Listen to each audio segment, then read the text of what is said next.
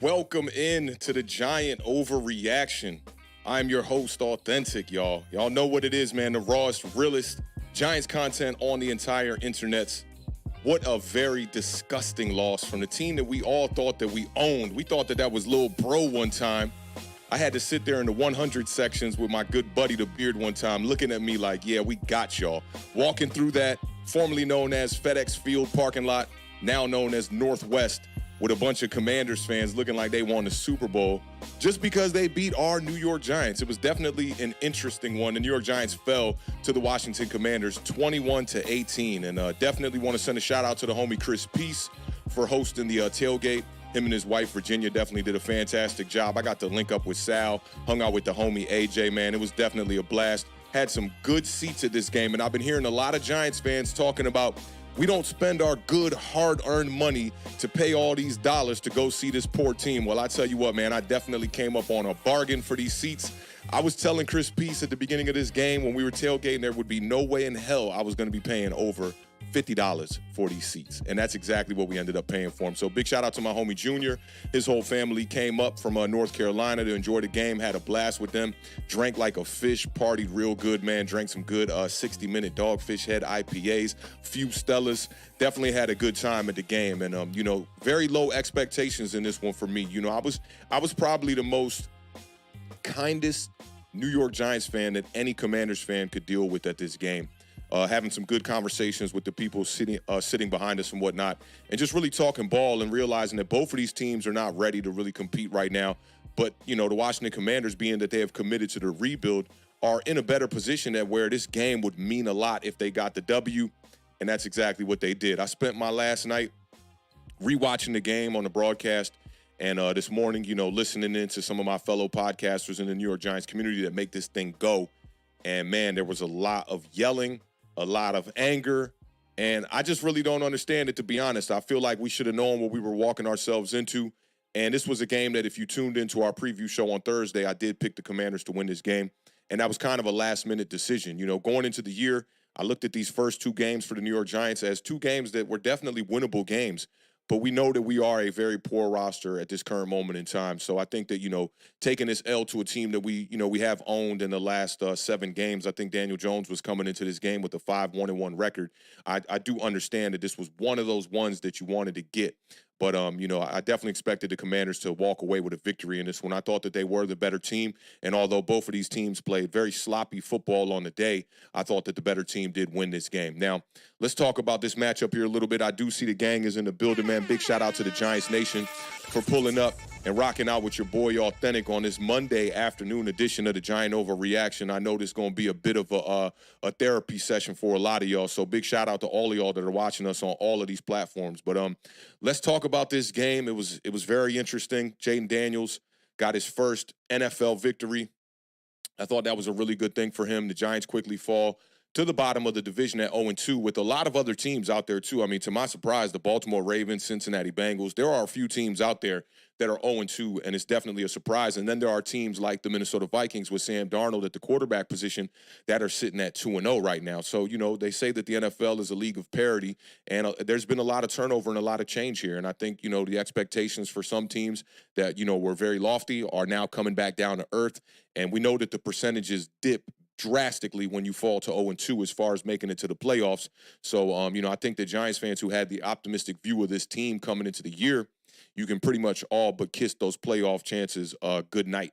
It's definitely not looking really good for this team, and there's a lot of turmoil, from the front office trickling all the way down to the personnel, to the coaching staff. Obviously, both sides of the ball definitely under some scrutiny today, especially in the media. Haven't had a chance to check out what's going on with the national media just yet with this one, but I can just imagine what they're going to be saying about Brian Dable and about Shane Bowen, and I think most importantly saying about Joe Shane.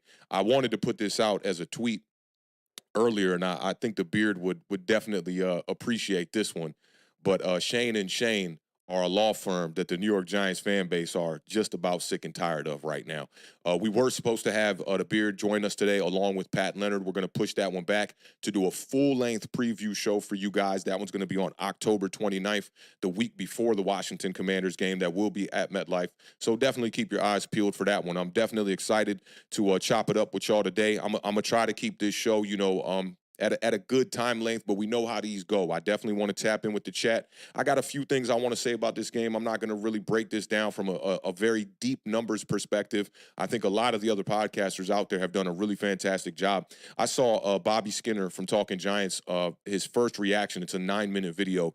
I definitely recommend all of you guys go check that out. It was a good jam-packed 9 minutes describing just like really what went wrong in this game and all of the red flags and all of the numbers behind it. I thought he did a great job, and it's very difficult to do a podcast right after a game and have that type of depth within your your criticism of the team. So big shout out to Bobby. I saw the boys from Big Blue Banter did a podcast this morning I got to check out, and it's getting hot over there. I could see and I could understand their anger and their frustrations with the coaching staff, with the personnel that was designed for this team. So I recommend checking them out as well. And just make your rounds, man. The Giants content creators definitely going to need it, because when the Giants, fall completely out of playoff contention here, let's say we go on this streak here where this team falls to, who knows, maybe 0-5, 0-6, 0-8. It's not looking good. I've been warning you guys about weeks 3 through 7 on this schedule. We got the Browns next week, and it's going to get real quiet around here. So I definitely recommend y'all make y'all rounds. But let's get right off into this game, and let's talk about it, man. The New York Giants came all the way down here to Washington, D.C. to take on the Washington Commanders.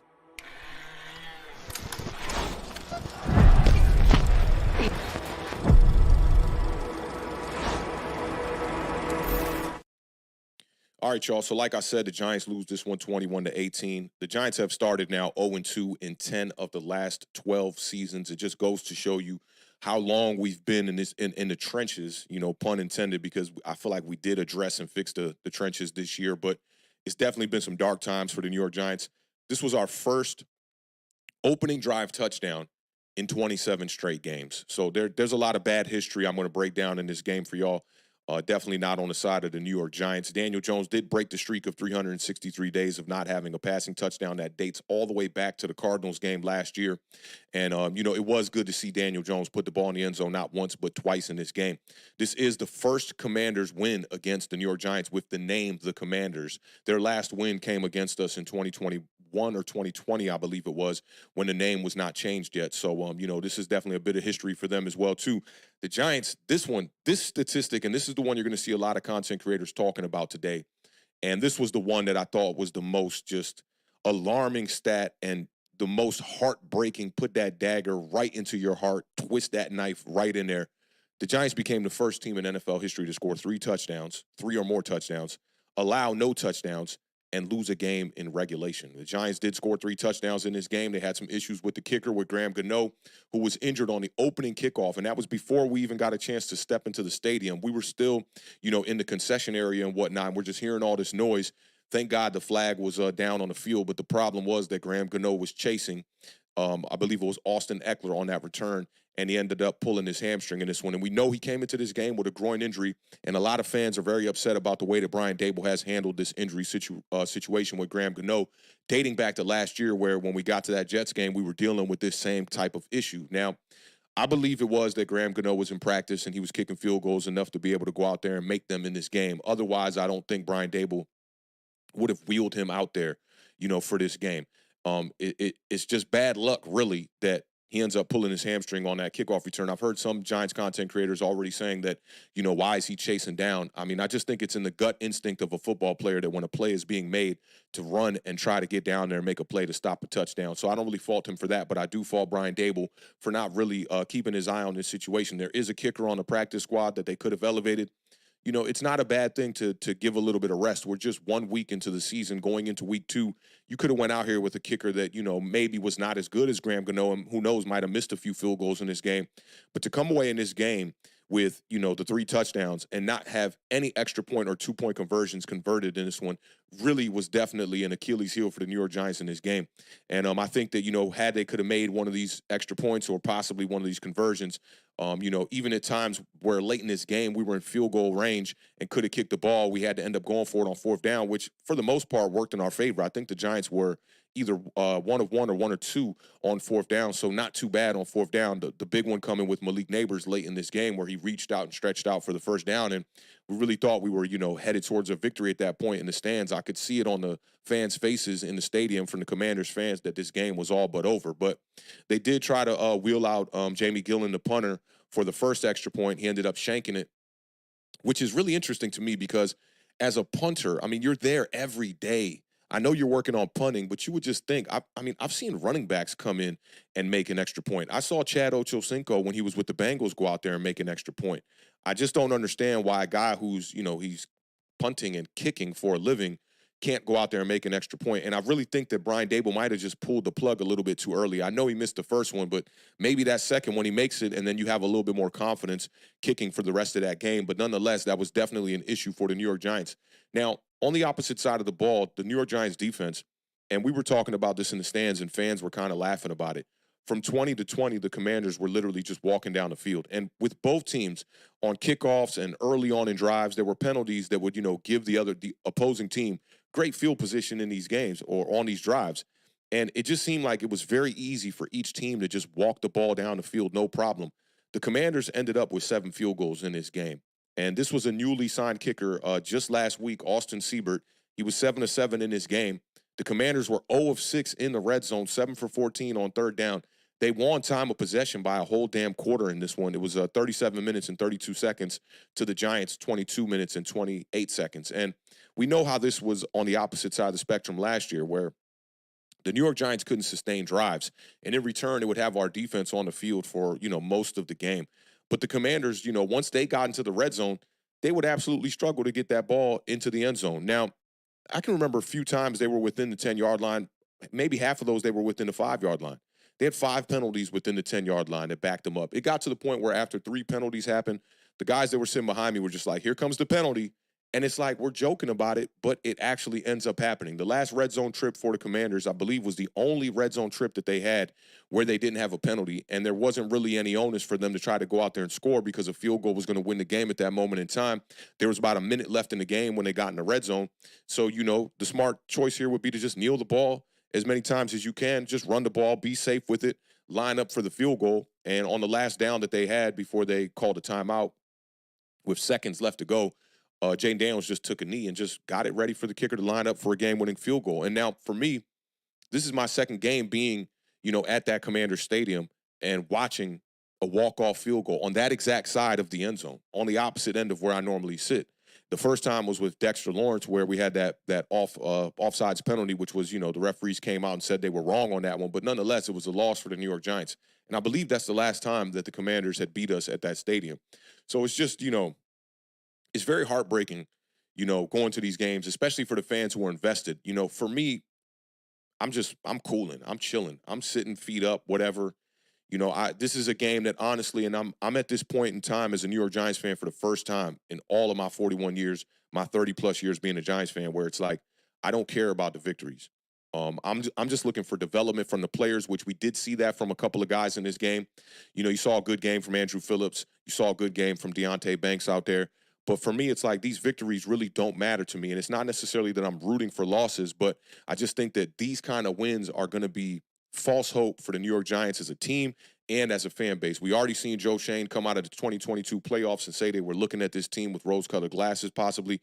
And I think that this team needs a real big reality check before they move forward in the right direction. And right now, these seats are extremely hot for both the general manager and the head coach, and I would think all parties involved, the offensive coordinator, defensive coordinator, and the offensive coordinator is not even doing much these days. Mike Kafka's just been the assistant, and I think maybe that's his saving grace when it comes time for him to go out there and get another job with another organization, because this offense looks almost a bit worse. But in this game, going up against the Commanders defense that, I tweeted this out during the game. I said, this is the worst defense I've ever seen in person in an NFL game.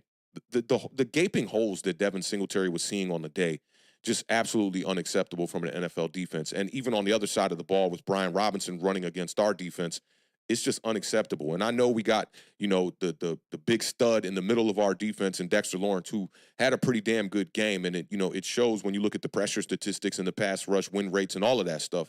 But when you just look at it on the field, he's only one guy. So when they double team him, Who else is going to step up and be able to make a tackle and, stop these running backs from running right down the center of the New York Giants defense? And I thought that the Commanders kind of got away from the formula that worked for the Minnesota Vikings last week, which was a little bit of, outside running to the C gaps right at Brian Burns, right at Kayvon Thibodeau. I didn't see it that much in this game. They seem to do most of their damage right between the two guards. That's what it seemed like in both the A gaps. So, it just seems like now that, you can pick your poison of how you want to run the ball against this New York Giants defense. And that was the reason why Shane Bowen was really hired, was because, you guys saw the clip on the Hard Knocks episode where they're, Brian Dable and Joe Shane are in the office, and Brian Dable showing them the phone, like, look, man, these are his run defense statistics, his red zone defense, which was good in this game, but I'm not a fan of this bend don't break type of style of defense. And, I think that we were better suited off with the personnel that we had been drafting for within the Wink Martindale system. Now, I do want to talk about a couple of giant mistakes in this game, right? And I think that these mistakes really did the Giants in this game. One of them, and they'll be a little bit out of order, but one of them was the Andrew Phillips holding penalty. Washington goes 3 and out. There's 10-14 left in the fourth quarter. The game is 18-18. I'm looking at it like, man, you make this stop right here, we can go down the field, score a touchdown, put this game completely in the coffin, put the nail in it, and this will be a New York Giants victory. And from what I haven't really seen too much of the all-22 or really close angles of the penalty, but I have been hearing that, this was kind of like a phantom call. But nonetheless, still a big mistake. The Devin Singletary fumble coming out of the half, probably the biggest mistake of the game, because the Giants were leading at that point 12-9. It was the first drive of the second half. I remember the Beard telling me right before the first half ended, man, damn, y'all get the ball at the half too. This is not looking good, because this was the kind of game where if any team got a 2-score lead, it was going to be very difficult for the other team to get back in this game, because, one, the way that the Commanders' red zone offense was looking, and the New York Giants offense wasn't all that great. You can't forget the Commanders didn't punt on the day, but the Giants offense, it was decent. It was better than what we saw, obviously, in week 1 against the Minnesota Vikings. But when you get to the half and the score's 12-9, this was just all field goals in the first half and whatnot. You did have the touchdown from the Giants, but it was a boring-ass first half. I just got to keep it real. And you just didn't think a team was going to be able to get back. That was the only turnover of the game, was the Devin Singletary fumble. Huge one. And you had the Darius Slayton reception to start that drive off. I think it was like a 15, 17-yard gain. Things are looking really good for the Giants. There was a penalty on the kickoff, so we're already on their half of the field. And then you get Devin Singletary on a down where I think it was 3rd and 11. I didn't even think that the Giants were going to run the ball. I didn't even think they would be able to get a first down. And he's fighting for some extra yards, gets the ball poked out. That's really not like him. But nonetheless, he had a pretty decent game, but a big mistake from him. The other one was, and this is the last mistake of the game, and obviously you guys know it's the Malik Nabers drop late in this one. And, we're on the Commanders' 22-yard line, 4th and 4. We ain't got no field goal kicker, so they end up going for it. A lot of people are looking at this as the play that could have, put the game away. And I do think that there was a good chance this game would have been put away. But the Commanders did have 3 timeouts left, as well as the New York Giants did. Both teams had 3 timeouts. So, Malik Nabers makes that catch. It's probably about maybe a 7-8 yard gain. So you're looking at being right inside the red zone and still having to figure out a way to put some points on the board. And, we would have had to go for 2 again. So I think that would have proposed a really interesting type of situation, because the game was tied at that point. It was 18-18 at that point in the game. You go for 2. If you score a touchdown, now you're going to really put the pressure on the Commanders to go down there, who hadn't scored a touchdown all day. And let's just say maybe the New York Giants punch it in on the 2-point conversion. That game's pretty much out of reach. And, you can't really point the finger at Malik Nabers too much. It's a drop, and it's a big clutch drop, which we've been used to that for the New York Giants. I mean, this goes back to Evan Ingram against the Philadelphia Eagles, and countless times we've seen this happen. The Green Bay Packers game with Saquon Barkley, where he had the fumble late in that game as well, and then Tommy DeVito had to come down and play hero and really take care of that game and get the victory for us that night. But we've seen this time in and time out, right, with the New York Giants. So I can't point the finger too much at Malik Nabers. I have seen fans saying we lost the game because of Malik Nabers, and I think that those fans are, and no shade really to them, I just think that they're very inexperienced to say a comment like that. A football game is a very long period of time where there are a lot of plays ran in this game. And I think all too often fans want to blame one player or blame one moment in the game to signify, that was the reason why this team lost. Without Malik Nabers, the New York Giants don't have a chance in this game. And I saw a lot of people also pointing the finger at Brian Dable. We're going to talk about that here in these giant overreactions as well. But I think that Brian Dable was doing a pretty damn good job of scheming it open for Malik Nabers, because we're starting to realize now that this vertical offense that we really wanted to see from the New York Giants is almost going to be impossible for a few reasons. And I think the quarterback is obviously one of those. Daniel Jones, and I said this on the last Giant Overreaction, he has not been the same quarterback since the neck injury. And I think that it's not in a drastic format. It's very minuscule. But when you look at the velocity on the throws, he's now having to become a guy who beats defenders with his timing more than he can with his arm talent. Somebody had retweeted a video that I had posted from when we were in the stadium at the last Commanders game at FedEx Field, now known as Northwest Field. And it was the fourth down conversion to Richie James. And man, the way that Daniel Jones, I was sitting in some really close seats right where that play happened. So the footage that I had from it was a close-up angle pretty much. I'm shooting with a 50 millimeter. I was a little bit zoomed in digitally. And the window that Daniel Jones squeezed that ball in that night to be able to convert on fourth down there, I don't think he can make those kind of throws now with the condition that he is in. I don't know if it's, you do lose some arm strength with your legs, and maybe the ACL has played its part in that as well. I'm not up here making no excuses or anything, but I do think it is the neck injury why Daniel Jones is struggling now to get the ball down the field. We saw it in deep shots down the field to Malik Nabers in this game, where the ball just hanging up high. And in the stands, it's not like TV. You see it open up, and you see Malik Nabers, like, especially on the post route, man. The one where Daniel Jones overthrew Malik Nabers on the post route, as soon as you see Malik jab to the outside and step back to the inside on the post route, you're like, oh my God. It felt like the Darius Slayton play where Darius Slayton dropped the bomb in Washington a couple of years ago.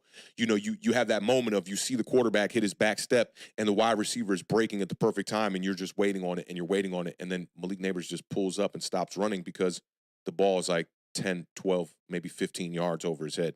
And that was a constant theme in this game.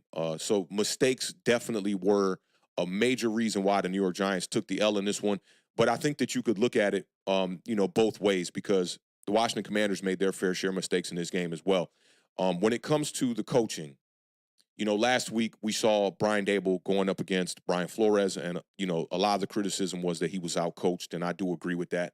Brian Flores' game plan was amazing. You saw they just beat the San Francisco 49ers here yesterday as well, and Brock Purdy went to go shake Brian Flores' hand, and he said, man, you put together a hell of a game plan.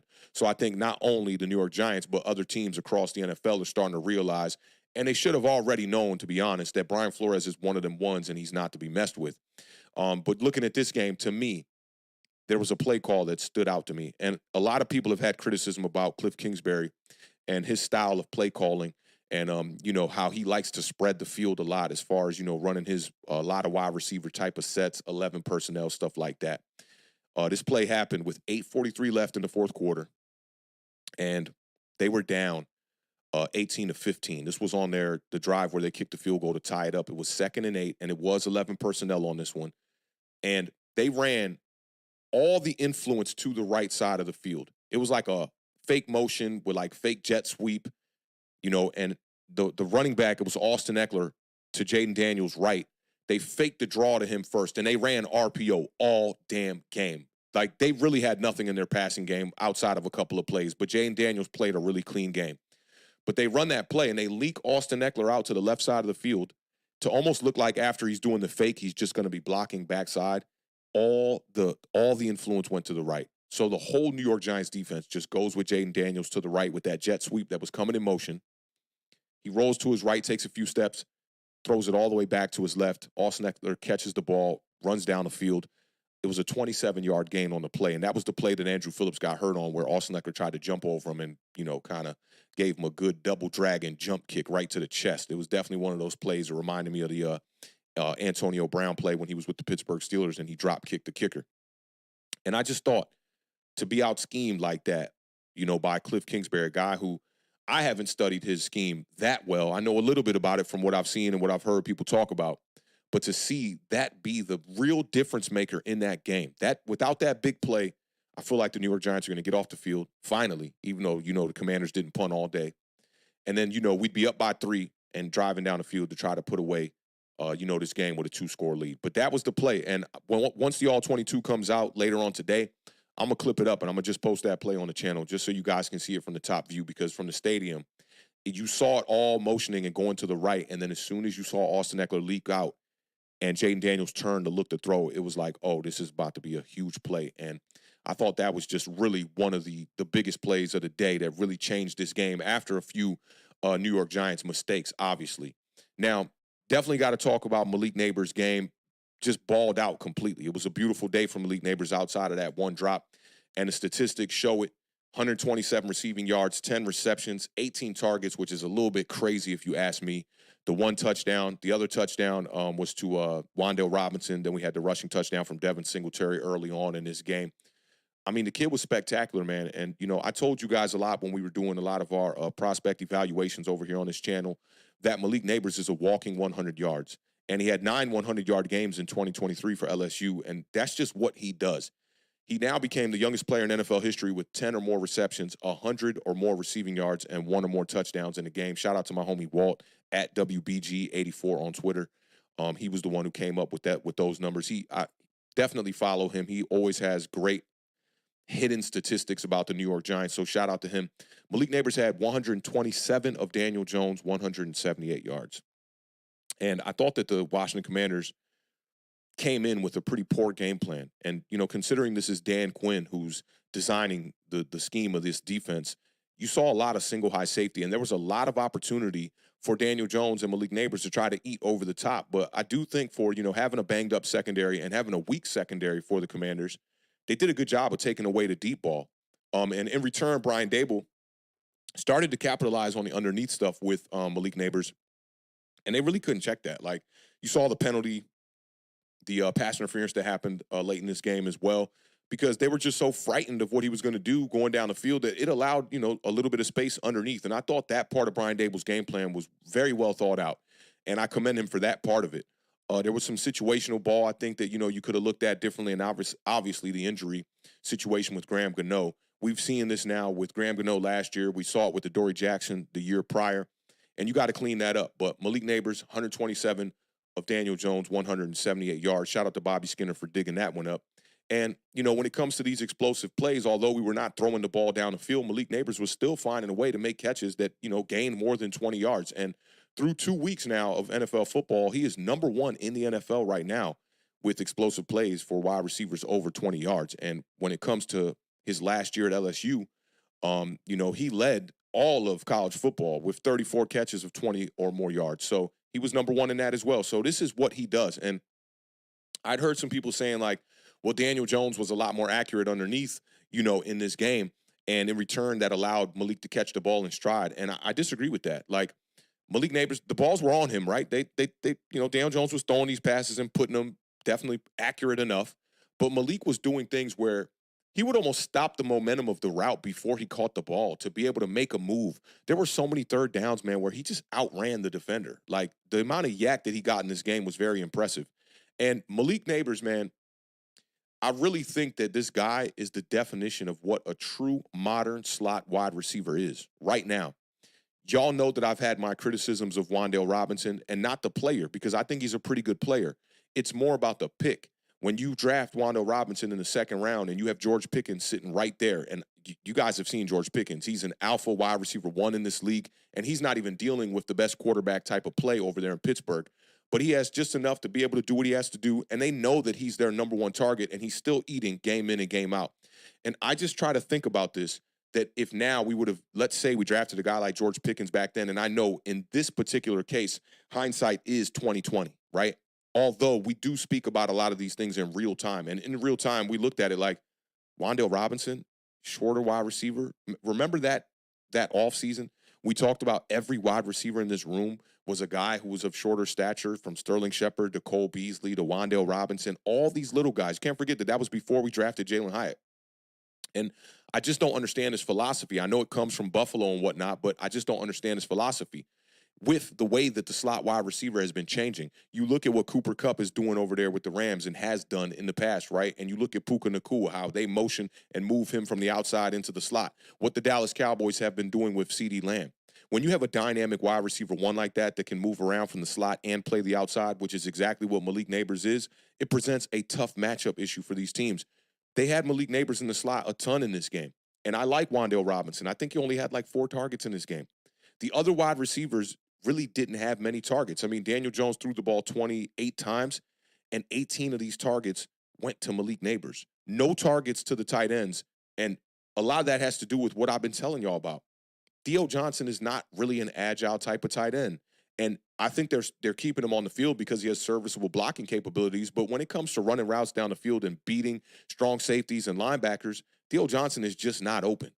You know, the play on the goal line where Malik Nabers scored the touchdown, Theo Johnson ran like a little skinny post, and he's just like jammed up. He had no choice but to just bull rush over the defender and just knock him to the ground. The Beard was next to me calling for a pass interference call. And when I went back and I looked at it, the Beard had a little bit of validity to what he was saying.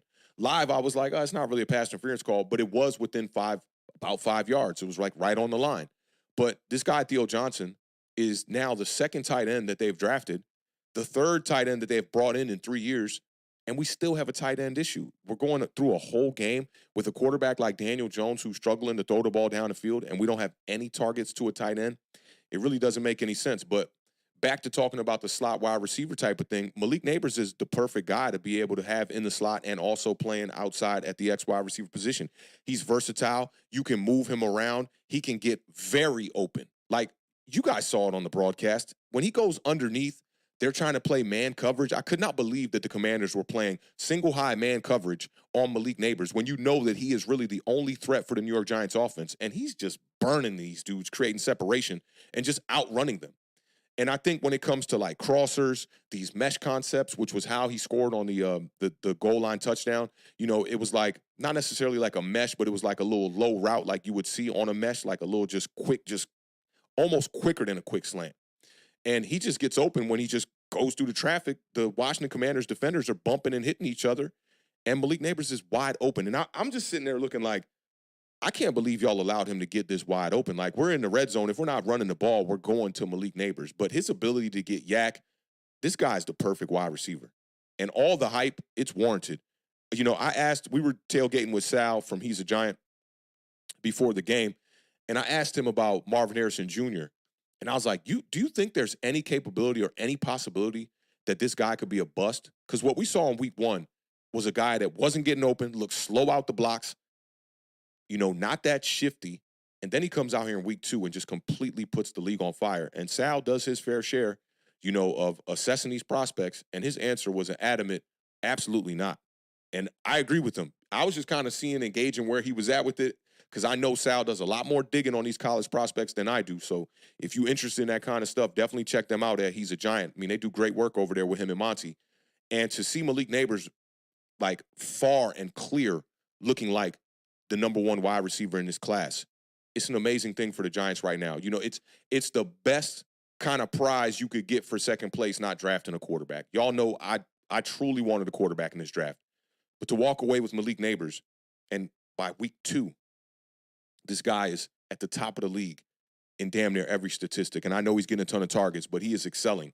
So, you know, I'm not mad at that pick one bit. And I think you just got to build on that foundation, whether it will be these guys in the front office when we get to that point where we have to draft our quarterback is going to be the big question mark. And Malik Nabers' buddy, Jayden Daniels, had a really good game, man. You know, I thought that the New York Giants were doing a really good job of not necessarily generating pressure, but like making it known that they were right there and that he had to get rid of the ball. You could tell that he was not very comfortable in the pocket and he wanted to take off and run. They did do a good job of containing Jayden Daniels, and when he wanted to take off and run for the most part, keeping him in that pocket, especially in the first half, it was on third downs where he was killing us, man. And, you know, some of these plays that he's making, he's a football player, man. That's the bottom line. And I'm a big fan of football players, right? Like, it's why I root for a guy like Malik Willis, because a lot of Giants fans want to see him fail simply because they felt so invested in Daniel Jones that anything that threatens him at the quarterback position is, you know, going to be a red flag for those type of fans. When I look at Malik Willis at the quarterback position, okay, he's a guy that's very unrefined, a raw prospect, but you have to lean in to what his strengths are. And Matt LaFleur over there with the Green Bay Packers, that game plan that they put together this past weekend, where he only threw the ball, I think, 12 or 14 times maximum. They ran him a few times, and they literally just relied on the running back that they paid to go out there and run the ball over 30 times and get those yards and rely on your defense to make the necessary stops to win the game. And the Packers just won their first game without Jordan Love. And that's Malik Willis's third start as a pro. And it didn't look great, but he took care of the ball. They leaned into him as a football player. And when you draft quarterbacks like this that have that dual threat type of capability that Jayden Daniels absolutely has, you can do that. And I thought that when you look at the box score, his numbers look better than the game looked to the eye when you were at the game. And I'm sure how it looked to y'all on the television. 23 or 29 for 226. And there were fans all around us. And I confirmed this with Sal as well, who was sitting. Sal was in the 200s. I was sitting in 116. And the fans behind me and a couple of the fans that were in the party with us don't like that he's running the ball so much, right? They're like, throw the damn ball. And, you know, they were talking about Sam Darnold. They were talking about all these other different quarterbacks that could come in here and get rid of the ball faster than Jayden Daniels. But I still think he had a really good day. And when he needed to make a big play, he made it. The Washington Commanders were put in difficult down and distance situations all throughout this game. Both teams. The penalties were just so egregious in this game, it was absolutely ridiculous.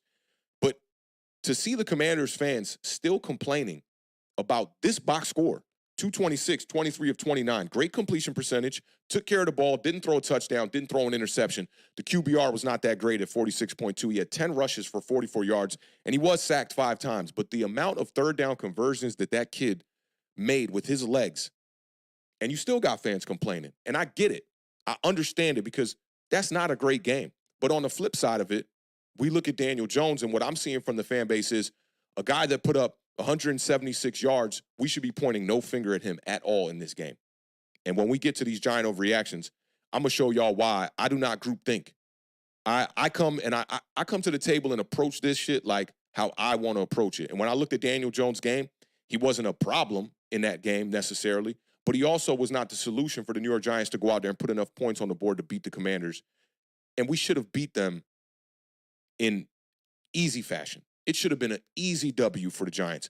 You get a team that gets into the red zone 7 times and don't score a touchdown and you don't walk away with the victory, that is an indictment on the whole entire offense.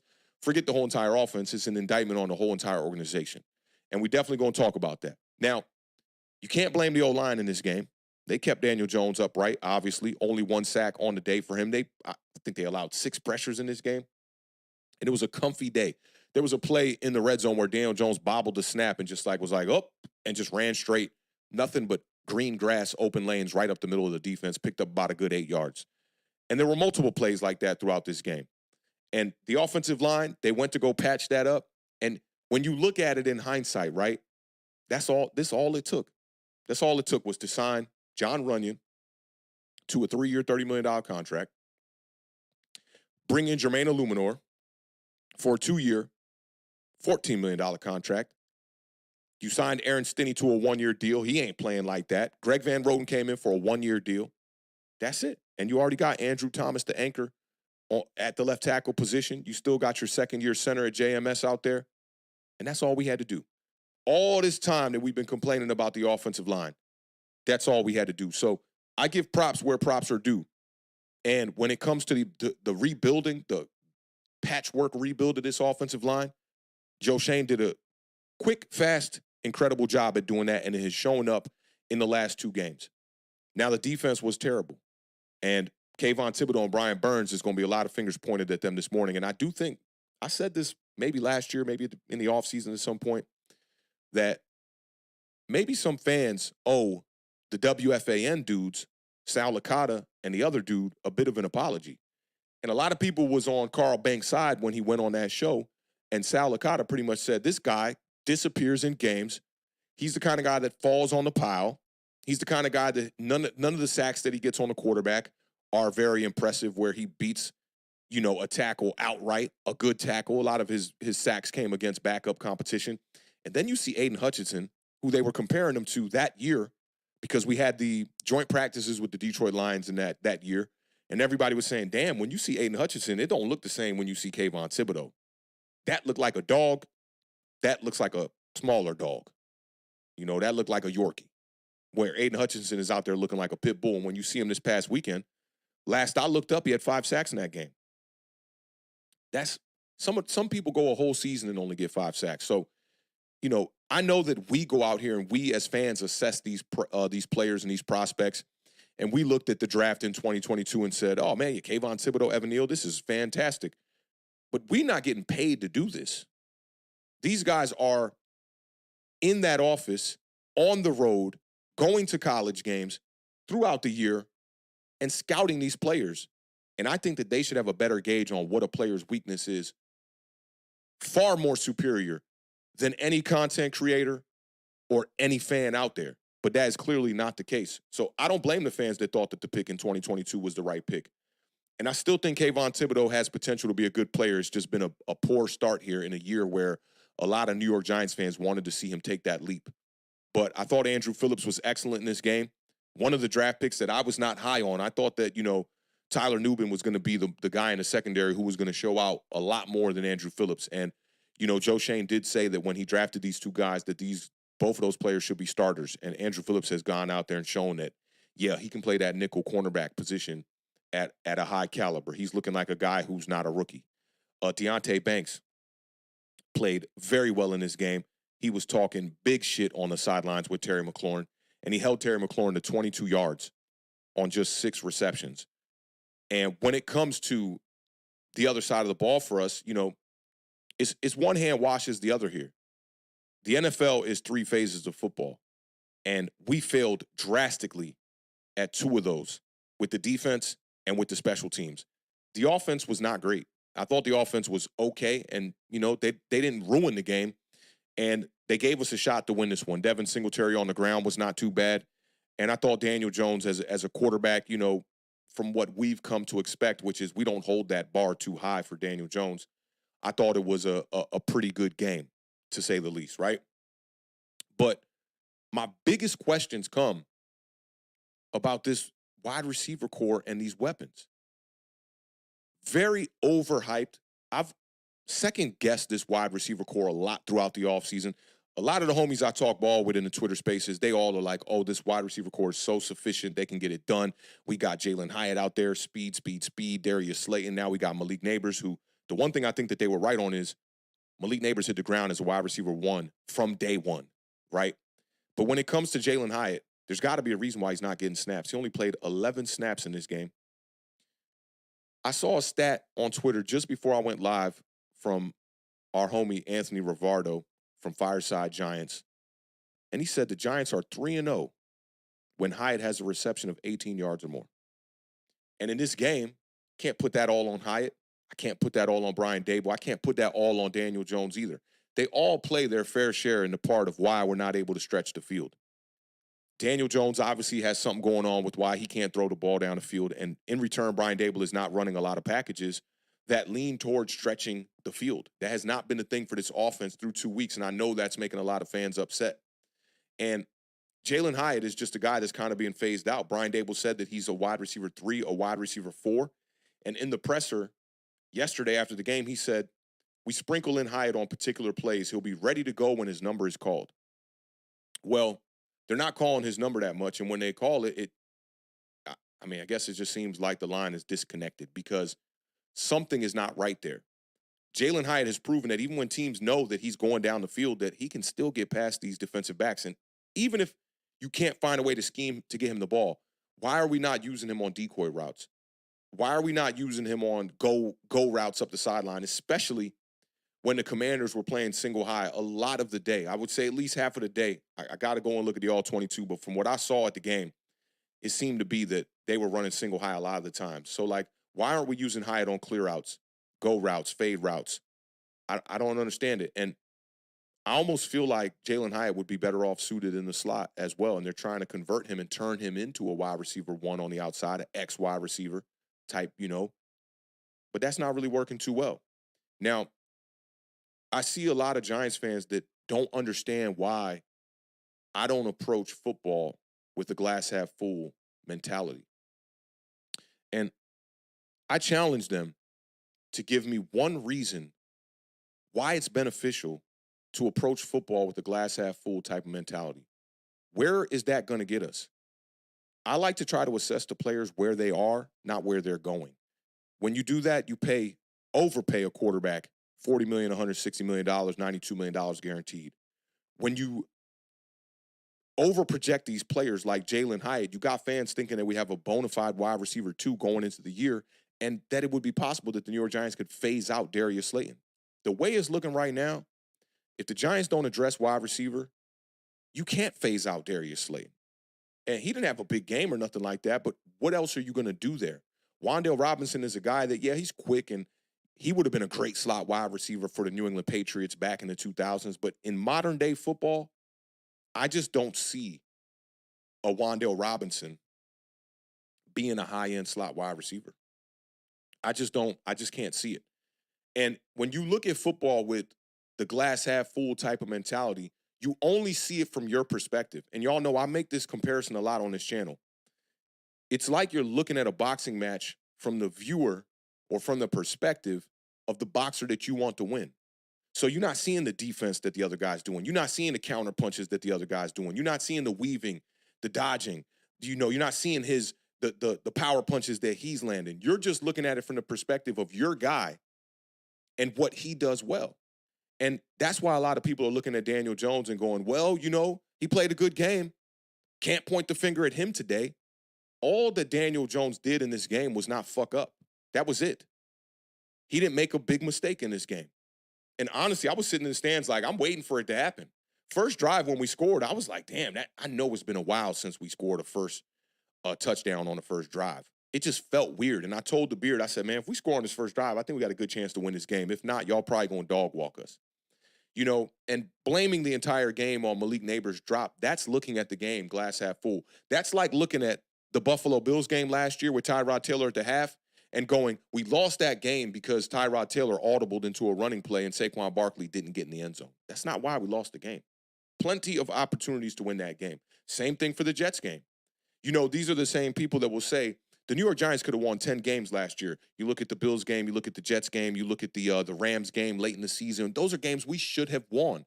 Well, those teams are looking at it the exact same way. They're saying not only should we have won those games, but we played down to our competition. You think the Buffalo Bills look at that game from last year where I believe they won it by like 1 point maybe? It was a one-score game for sure. You think they're looking at that going like, oh, man, like that's one we should have lost? They're looking at it like we came in there and played dog shit football and gave the New York Giants, who are not a team on our level, a chance to win that game. And yesterday, I thought that the Commanders were the better team. Giants are walking into this game, especially the fan base, thinking like our team is better than that team on paper. And that's because we overvalued this defensive line. I don't know if you guys remember, we had a conversation here on a Giant Overreaction maybe about 5-6 weeks back. And one of the overreactions I brought was from Bleacher Report, where I talked about Brian Burns. Is he a top 10 pass rusher in this league? Because there was a dude on Bleacher Report who, after talking a bunch of shit in the comments, he wanted to remain anonymous when I asked him to use the question on the stream over here with you guys. Everyone in this stream, all my day ones, was like, he's not a top 10 pass rusher right now. When I was over there on Bleacher Report, they were all saying, I'm out my mind. Brian Burns is absolutely a top 10 pass rusher, and he's ascending right now. I'm not going to jump the gun. It's just been 2 games, but look at what we've been seeing from Brian Burns. He is him and Kayvon Thibodeau not getting after the quarterback, not stopping the run. These guys don't look like they're worth their money right now. Kayvon Thibodeau don't look like a top 5 pick right now. Those guys look like wasted money and wasted capital. And a lot of that got to do with the pressure that this scheme puts on the front four. And we're going to talk about that. Wait till we get to this Shane Bowen section. I got maybe the greatest nugget you're going to find in any 20-piece McDonald's pack of nuggets that results to or that reverts to the New York Giants. I promise you. Like, Shane Bowen's scheme is reliant upon these guys getting after the quarterback, and we knew that this was going to be a problem. Kayvon Thibodeau was the beneficiary of Wink Martindale last year. And Wink Martindale had never had a guy get double-digit sacks in his entire system, and it was a perfect match with him and Kayvon Thibodeau. And a lot of people said, like Kayvon Thibodeau's sacks were the kind where he's like falling on the pile and all that. Well, at least half of them, he was manhandling whoever he was going up against. And he does not determine if it's going to be a high-level, high-caliber right tackle or left tackle that he's going up against. But I think Kayvon Thibodeau in this Shane Bowen system is not only regressing, but is going to take a major, major step backwards playing underneath Shane Bowen because there's just more pressure on him. Now, you could also look at these two-point conversions in this game. One of them to Darius Slayton, where I thought Daniel Jones did a pretty decent time to buy a little bit of time, and it was a weird angle throw kind of, but I thought that he put the ball on Darius Slayton good enough for him to be able to make this catch and get one of these two-point conversions on the board, which could have changed things in this game. The other one, Daniel Jones had pressure right down the middle, right from the onset of the snap, rolled out to his right, tried to make a play through an interception. I'm not mad at Daniel for that. But as an offense in this league, and granted the defense was poor yesterday, you got to be able to find a way to score 21 points in a game. This is the modern NFL. This is not 1990s where we handing the ball off to Emmitt Smith 29 times, or in the Giants' case, handing the ball off to Rodney Hampton 27 times. It's not that day and age no more. And I don't want to devalue running back like a lot of other people do, because running back is still very, very, very important. You have to be able to run the ball. And the Giants did a good job of that yesterday outside of that fumble. One turnover should not be as backbreaking as it was. One drop should not be as backbreaking as it was for the New York Giants. You got to find a way to be able to score over 21 points. And last year, I know the Giants was averaging somewhere around 17, maybe 18 points a game or something like that. That's not going to get it done in the modern day in the NFL. Now, before we get to the Giant overreactions, I got to tap in with the chat because I wanted to give y'all a good breakdown first before we got off into anything. And I see it's booming again. Shout out to the Giants Nation in the building, man. Big shout out to all of y'all, man. Like, I know it's not easy to pull up to these streams, but them therapy sessions definitely be real. And I'm just going to scroll and just kind of shout out everybody I see in the last 50. If you in the building, throw a bicep in the building, I'll recognize you, man, because y'all know we can't do this without y'all. And this channel has been taking a turn for the better portion of the last 2 months now, and we can't do that without y'all. So big salute to all of y'all, man, for pulling up after 2 really heartbreaking losses against teams that we should be in competition with. But I see y'all in the building, man. I see Simeon is in the building. Ben Dawson is in the building. That one guy, 123, is in the building. Omega Supreme is in the building. Shout out Omega. We was chopping it up on Twitter a little bit. Who else we got? My dog, Sebastian is in the building, who's been holding us down on all of those YouTube shorts. Big shout out to Sebastian one time in the building. Gregory in the building, representing them Dallas Cowboys. That my man, not Vach, Lord Brunson. He was talking about how the Dallas Cowboys got the skin kicked off their face yesterday. And a lot of people were sleeping on the Saints, man. They came into that game hot, man. So I know Gregory's definitely feeling some type of way. Welcome him with open arms today as a NFC East, ally, we'll call it, for the time being until we got to play y'all. I see Allen is in the building. Tim from Online Big Blue is in the building. Big shout out to Tim. What's going on, fam? He said, Bill Parcells said, you don't win or lose a game via one play. It's 5 or 6 throughout the entire game, and that's all facts right there. Let me see. De'Illa is in the building. What's going on, De'Illa? Host of Horrors in the building. Strider's in the building. Who else we got up in here, man? Gang is in the building. I see a lot of my day ones, like Lou Mateo was in the building one time. John is in the building as well.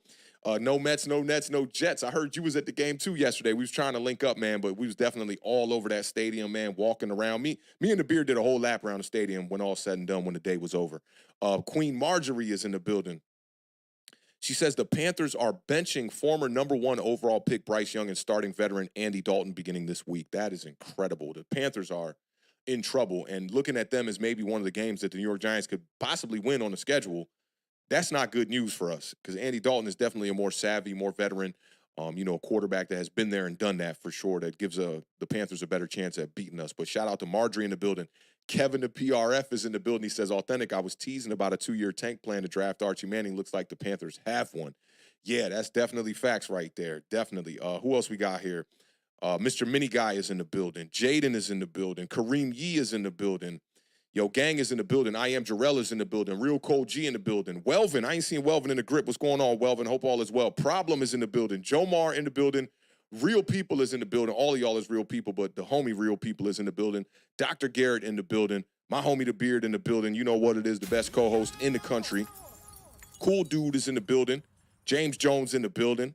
Mike Harris, Dominic Joseph. I see all of y'all, man. I see y'all. Moet Olson, Mikey Mishima, Dwayne Mason. We got a lot of new faces in here, too. G-Men 2011. Lenny Nurse is a new face I haven't seen in the building. Danny, Year 6 Duds is in the building. JO84 is in the building. What else we got, man? It's gang in the building, man.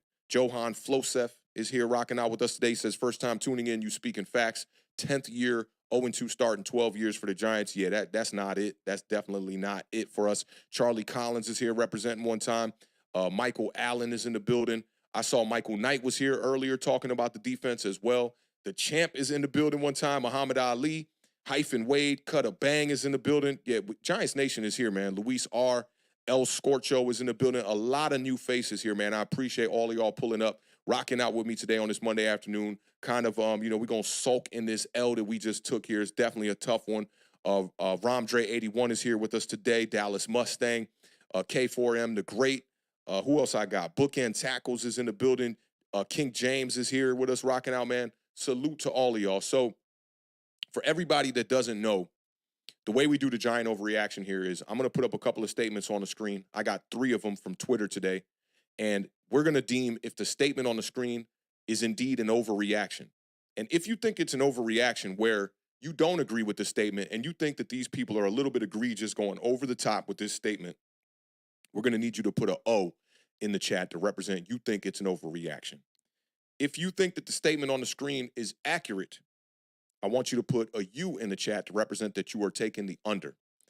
And if you think that you need a little bit more time, because some of these are very difficult this early in the season to be talking about, firings and stuff like that, like we're going to be talking about today. If you need a little bit more time to get your wits together, I need you to put a P in the chat to represent that you are going to be taking a push. We're going to get a couple of these super chats out the way, and then we're going to get right off into these 3 overreactions. I'm likely going to get y'all out of here in 2 hours. And I promise you, when this stream is done, you're going to feel better about the direction. Not necessarily that we are going in as a team, but the approach and the philosophy as a fan that I feel. And I don't tell nobody how to fan, but this is the philosophy that I feel that we need to approach the rest of this year with so that we don't have heavy hearts throughout the whole entire season. All right, so we're going to start off with Big Mike one time with the $1.99 super chat. Appreciate that, fam. Supporting this channel definitely goes a long way. He said it's time to clean house with the palm face emoji one time. And I think we're getting there. I definitely do. We'll talk about that in these overreactions a little bit. We're going to be talking about these hot topics, starting all the way from the top with General Manager Joe Schoen. And I also think with John Mara being the guy who's likely going to hire the new staff, presents a lot of issues. It presents a lot of issues, but I definitely appreciate you supporting the channel, Big Mike. That means a lot. When I hear the name Big Mike, that makes me think of the movie The Wood. And shout out to that actor, man. He's the most gangster West Coast actor that played Big Mike in The Wood one time, man. But shout out to Big Mike in the building one time. Shout out to my day one word, man. He's in the building one time, rocking out with us here. Appreciate the $1.99 super chat. He says, this team, man. Yeah, man. Tried to and you included, Word, you definitely were one of the people that came into the year pretty realistic this year. And I tried to warn us as well. And I think that this is worse than I imagined. I came into the season right around free agency, estimated 4 wins. After the draft, going into the season, after all the moves that we made, I estimated 6 wins. And I thought that we could have one more win with Adoree Jackson. So I was kind of around 5. And I thought bringing in Adoree Jackson, kind of like shoring up cornerback 2, was going to help this defense out a lot. Adoree Jackson was barely on the field on Sunday. But shout out to Word for supporting the channel, man. And yeah, this team is tough. It's frustrating, bro. It's very frustrating. Prepare yourself for it. Shout out to Jalen Ware with the 99-cent super chat one time. Just showing his love, supporting the channel, bro. That means a lot. Didn't even have to have a statement. And I take that as Jalen is speechless right now, especially if he's a New York Giants fan, which I think he is. But big shout out to Jalen one time in the building. Big Mike sending in another super chat, man. Big shout out to Big Mike one time in the building with the $4.99 super chat. He says this defense actually looked worse. Our run defense actually hurt our opportunity on offense. This really sucks. Week 2, and I'm looking for the draft. Yeah, it's crazy, man. I was ready for the draft before the first game. Like, I'm just like looking at this like this season is just a bit of buffer. We get Giants football, and I always say that bad Giants football is better than no Giants football because at least we got, Sundays to at least get to watch some football, even if it's some bad football. But I know this is very heartbreaking for Giants fans, but shout out to Big Mike, man, with 2 super chats leading the way here, man, supporting the channel. That definitely means a lot. Shout out to John one time. John's been a supporter of this channel for a very long time with the $5 super chat. He says, my thoughts. 1, offensive line much improved. 2, DJ didn't lose the game. Agree with you on both of those. 3, where the fuck is Burns and Tibbs? Agree with you on that. 4, no turnovers by the defense again. Yeah, that's trash. And 5, the drops. Yeah, the drops were definitely an issue. Malik Nabers had 2 drops in this game. One of them was a bit high on him on that little bubble screen on the outside on Daniel Jones' left side. And the other drop was from Darius Slayton in the end zone. I consider that a drop on the 2-point conversion. So, yeah, we locked in, John. You know I'm right there with you, and I appreciate you, as always, supporting this channel. You always rocking out with us and sending in super chats, man. That means a lot, bro. We got Jayden in the building with another super chat here for $4.99. He says, Travis Hunter or Tetaroa McMillan in the draft and trade for Bryce Young. I like what you're talking. I'm not on the Bryce Young hype train. Wasn't even when he was coming out. I liked what he had with his tape coming out of college and whatnot, but then he didn't participate in none of the activities in the combine, and I thought that set him back a little bit. These other quarterbacks shine. C.J. Stroud, Anthony Richardson looking fantastic at the combine. AR had a tough day on Sunday, 3 interceptions. But, yeah, I mean, I can't go with the Bryce Young vibes. I can't go with the Travis Hunter and Tetaroa McMillan vibes either because we need a damn quarterback, bro. And Tetaroa McMillan, to me, is like the best wide receiver coming out this year. But even in a loss, they got dog walked in that last game this past week, like 38-7 or something like that. He still put up over like 120 yards in that game and over 7 receptions. I like Tetaroa. It will be nice, but they would have to find a way to address the quarterback situation another way. So I'll tell you what. I'll meet you halfway here. Maybe the Giants go out there, trade for a quarterback like Hendon Hooker, and then we can draft one of your boys. I wonder if Travis Hunter's going to play defense or offense when he gets to the league. Definitely ain't going both ways. Nobody doing that in the NFL. But shout out to Jayden714, man, for supporting the channel, man. That definitely means a lot, my dog. Shout out to Simeon Toko one time with the $5 super chat. He says, shout out to best Giants content creator on YouTube. Man, that means a lot because I'm still working up the ranks, still trying to get better at what I do. Y'all know how we be ending every show over here, man. Keep raising that bar. I'm trying to live my dreams. I'm trying to, bring more traction to this channel. But what's more important is that the community that we rock with understands the value that we bring to the table. So I told y'all this on the last stream. I'd much rather be an exclusive type of content creator that is in my corner of, the Giants YouTube kind of sphere. And you got to find me, and I'm that hidden gem. I would much rather be that than be, the number one guy with 100,000 subs and all that crazy shit. I always tell y'all, man, like, we not in this for likes. We in it for life. Shout out to the homie Chaz French one time. Shout out to Simeon Toko for supporting the channel. And we got one more that just came in. Shout out to the homie one time, Brian Rogowski. That took a little bit there. Shout out him for the $5 super chat one time. He says, I like the offensive improvements, but the defense, we can't let running backs have 100 yards on the ground.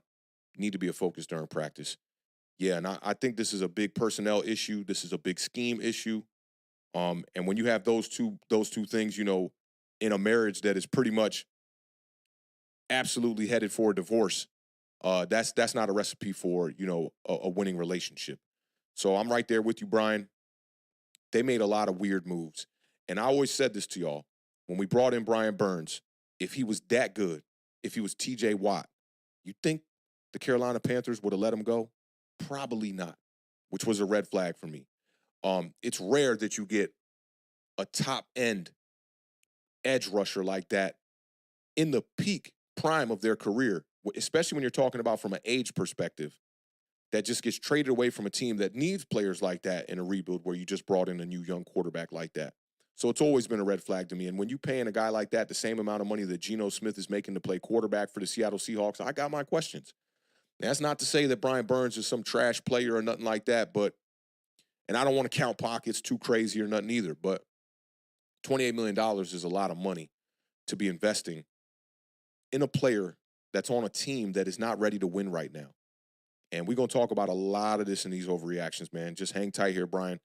We got 3 of them we about to go over. Appreciate you supporting the channel. You've been supported this channel a few times, man. And yeah, that means a lot to all of y'all that just, brought in all these super chats. Big shout out to y'all, man. Big salute to y'all.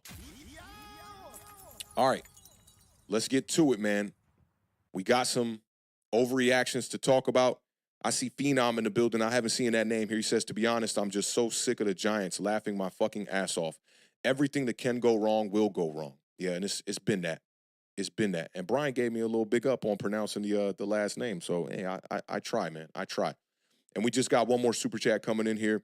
This one is from Michael Allen, man. Big shout out to Michael Allen one time for supporting the channel, sending in that $9.99 super chat. He said, just 2 games. Don't like how we are using people. Simmons in coverage instead of blitzing. Where is Hyatt? Tired of Slayton dropping passes. No tight end usage at all. These are all very reasonable complaints.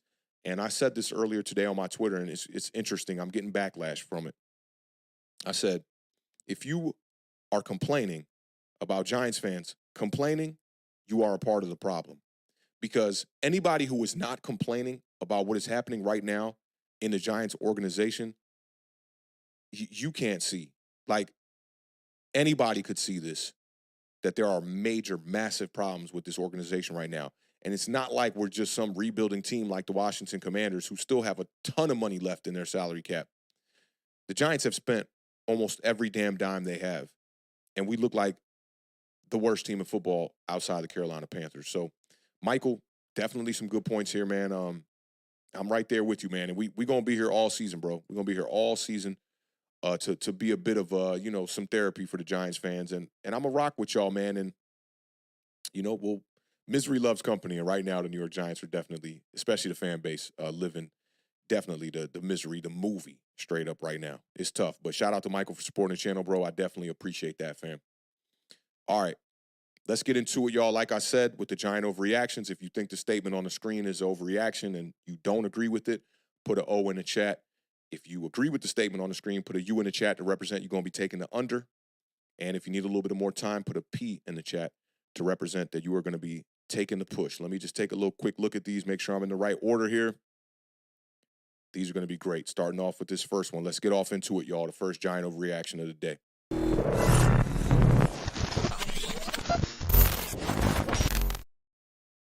All right, y'all. This one comes from one of our good homies. Done a couple of pods with him. He's been featured on He's a Giant a bunch of times. This is at KSIXI. He said, there's a reason Shane Bowen was our 3rd or 4th option as a defensive coordinator. If you think that this is an overreaction and you don't agree, let's see an O in the chat. If you need some more time to see what Shane Bowen can do with the New York Giants, let's put a P in the chat to represent we taking a push. And if you completely agree with KSIXI, then let's see some U's in the chat to represent you taking the under. Now, I told you all about some nuggets I wanted to break down here, and these are very alarming. The Commanders rushed for 215 yards on the day. Brian Robinson, a running back that I have had high praise for the entire time he has been in the league, put up 133 yards on 17 carries. He was averaging 7.8 yards per carry. He's the first Washington 100-yard rusher since 2021. Brian Robinson has never had a 100-yard game. That's not the end of it. The last time a Shane Bowen defense allowed more yards than the Washington Commanders had on Sunday was in week 1 of 2022, going up against the New York Giants, and guess who?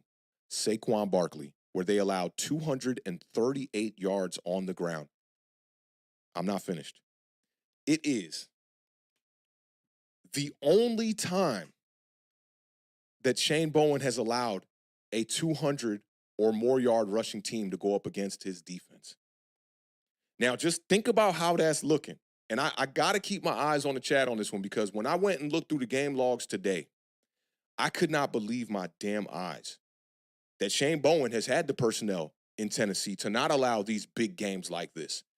And I had to go back all the way over 34 games to get all the way to the game where Brian Daboll got the nickname Brian Dayballs for going forward on a 2-point conversion in a game where we literally relied on Saquon Barkley. I think I remember the number off the top of my head. I think it was 164 yards on the ground from Saquon Barkley that day. So now, this is the only other time that he has allowed 200 or more rushing yards. I couldn't believe it when I saw it. And now, speaking to the third or fourth guy, y'all know over here that Denard Wilson was my guy. I wanted the New York Giants to hire Denard Wilson as the defensive coordinator so bad, being a guy that is from my local area, went to the University of Maryland, but the Giants' way was in the way of that happening. I had got the plug, broke the news that the reason why Denard Wilson did not take the job that was offered and served up on a plate for him with the New York Giants was because there was one caveat from the New York Giants, and it was that Denard Wilson could not bring in his own staff. And obviously they wanted to keep guys on the staff, Andre Patterson, Jerome Henderson, and likely a few others. Now, Denard Wilson, I went back and dug up some of my notes from that stream when I broke the news. He was the DB coach for the Eagles in 2022. That pass defense was ranked number 1 in the NFL. He then went to the Baltimore Ravens in 2023, and the Eagles defense fell all the way down from first, their pass defense, to 31st in the NFL with largely the same personnel that they had the year before. The Ravens had the 23rd ranked pass defense the year before Denard Wilson got there. And when he got there, he improved them to the 6th best pass defense in the entire NFL. They were only allowing 191 passing yards per game. That year, which was last season, the Ravens were first in sacks, first in points allowed, and first in takeaways. And if you guys forgot, when the Wink Martindale versus Brian Dable war was in the peak of that battle, most Giants fans sided with Brian Dable and said, oh man, Wink Martindale's a snake. He's a snitch. He went to Jay Glazer. He's going to the front office. And I was one of few people that was still siding with Wink Martindale because I understood what Wink Martindale brought to this defense. And dare I say it, y'all, I miss me some Wink Martindale. I miss seeing the kitchen sink being cut at the caulk and thrown at the quarterback. I miss it. And now we're dealing with this soft zone type of defense from Shane Bowen, who, yeah, Tennessee was a decent defense. We can't take that away from him. But you got to go and look at the personnel. The personnel was extremely important to what they did over there. And there's a saying about X's and O's and Joes. You can coach as much as you want. We've seen guys like Steve Spagnuolo, who's considered one of the best defensive coordinators in the past 2 decades. When he didn't have his personnel with the New York Giants stunk. The coaches can only do so much. That is also why I'm pumping the brakes just a little bit with what is happening with Brian Dable right now as well. He can't go out there and make the throws and get the wide receivers open and hold on to the football and not drop the passes. He can't do that. All he can do is his best to try to scheme it up and make it work. And you saw him at the end of this game. He took his headset off and he threw it on the floor in rage almost. Because this is a game that was right there for the New York Giants to be able to win. Although I still will stand on business and say that the Washington Commanders were the better team. And a lot of it has to do with their quarterback. And I know a lot of people are going to say, well, Daniel Jones didn't fuck this one up. But Jayden Daniels made plays above and beyond on third down to keep his team in the game. And we're talking about a rookie that just got his first victory and is playing in his first game. Let me see what y'all are talking in the chat here. See how y'all feel on this one. And see if y'all might agree with me. I do see this one kind of split the room just a little bit. So let's go over to people who went with the under on this one early on here. So we got Dom Doc, Antoine Weaver, Real Cold G, Allen, El Scorcho, Problem, Kenny G, all taking the under and agree with the statement on the screen. We got Birds, who's going to be taking the push here, said, but the defense has looked unprepared to start the season. That's facts. And Ian Campbell took the push with them as well. We got an under from Lenny Nurse and from Problem and from Dwayne Mason and from Will Hooper, a.k.a. Ill Will. Rest in peace to the Ill Will from D.C. and the Ill Will from NY. You got Luis R. taking the under, says he sucks. There's a reason why the Titans didn't bring him back. That's a really good point because the Titans felt the need to go out there and bring in Denard Wilson, right? Granted, they fired their head coach as well. A lot of people talking about Mike Vrabel in the spaces today, too, as maybe a candidate to bring in at the head coach position when we go shopping. El Scorcho, Marjorie, Simeon all agree with the statement on the screen. Hyphen Wade said he's taking the push. It's rapidly approaching that. If we do not see any improvements by midseason, call it quits, pull the plug. This is on y'all for this bullshit. Brian Rogowski and I Am Jarrell and Ben Dawson and Gregory all taking the under, along with G-Men 2011. G-Men 2011 said, under, bend but don't break doesn't work in the modern NFL with the firepower on offenses. I do agree. Lou Mateo taking the under, agrees with the bend don't break philosophy being bullshit. I posted talking about the bend don't break philosophy really showing up today for the New York Giants, and Giants fans actually thought that I was saying that as a good thing because bend don't break is some bullshit. Like, bend don't break is an excuse for making a play in the red zone and thinking you did something on defense. I don't ever want to see bend don't break from none of my defenses. I want to see dominant defenses that take over and don't allow teams, especially poor teams like the Commanders, to convert on third down. Mr. Mini Guy taking the under as well. Kevin the PRF says he's taking the under and Shane is mid. Cutter Bang taking the under. He should have never been a defensive coordinator and doesn't adjust at all to what's going on.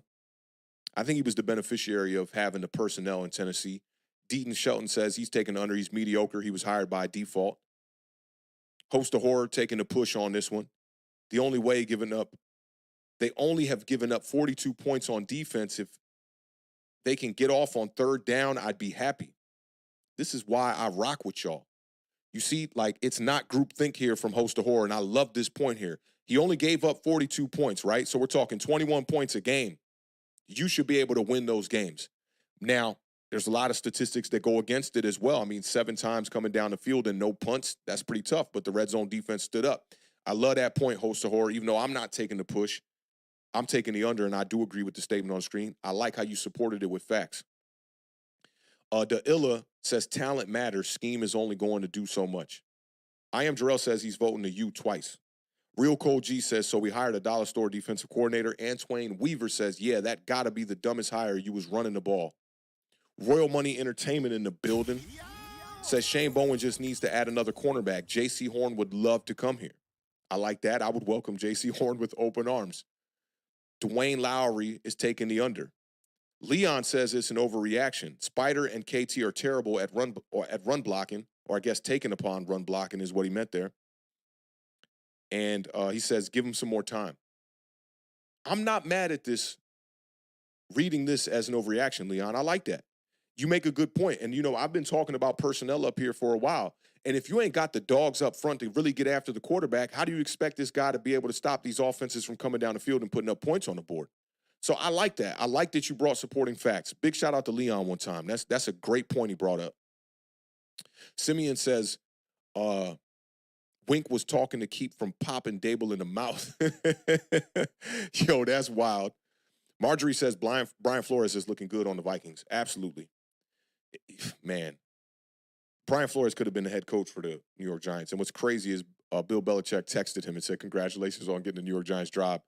And he texted the wrong Brian in his phone. Both guys have experience with the New England Patriots. Strider says, the reason why Shane Bowen was good with Titans on his first year as a defensive coordinator, he was good because he had Jim Schwartz as one of the assistant coaches. When Schwartz left, it was so-so. That's another good point. Michael Allen is taking the overreaction on this one. Cutter Bang says, I do not miss Wink.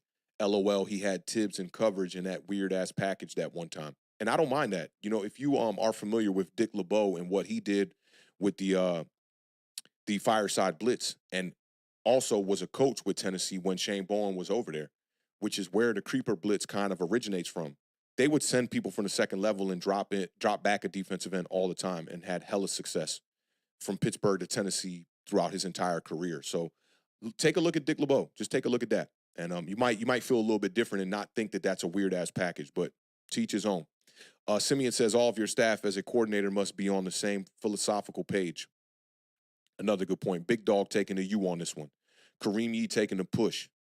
Daryl 524 says, I agree with you on that take. At $45 million per season, Jones is paid to go get it out the mud when everything isn't perfect. It's $40 million a season, but you're right.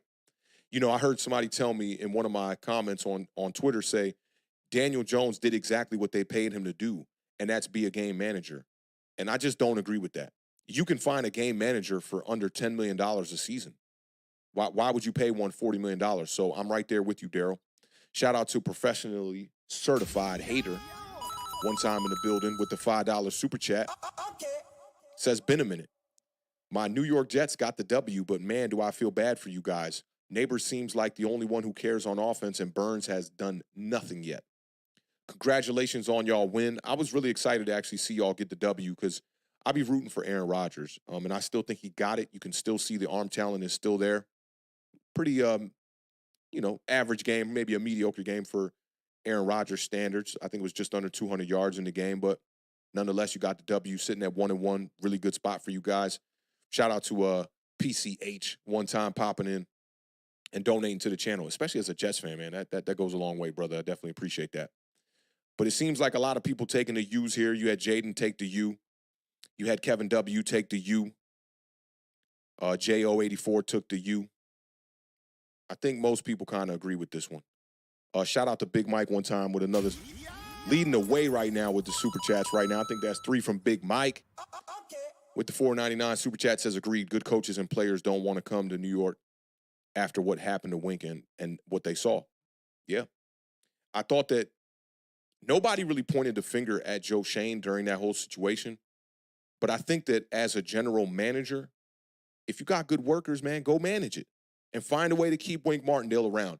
You got to think about what that does to your young secondary, to guys like Deonte Banks, who, is good enough to be able to still be able to go out there and be productive under a different system.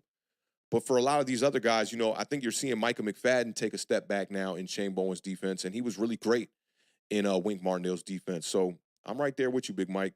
It's a good point you bring up here, man. And Giants have been making a lot of mistakes, and they're not the kind of mistakes that are just like right there on your sleeve.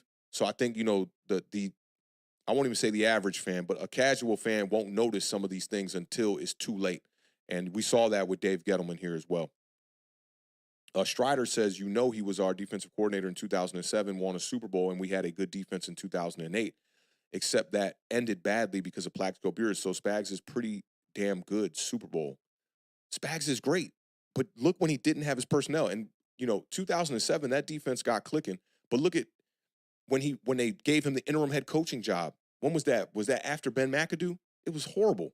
It was horrible. If Spags was that good and personnel didn't matter, Steve Spagnuolo would be the New York Giants head coach till this day. Why you think he's not here no more? Think about that part of it. Simeon Toko said way cheaper than that. I think he's talking about game managers.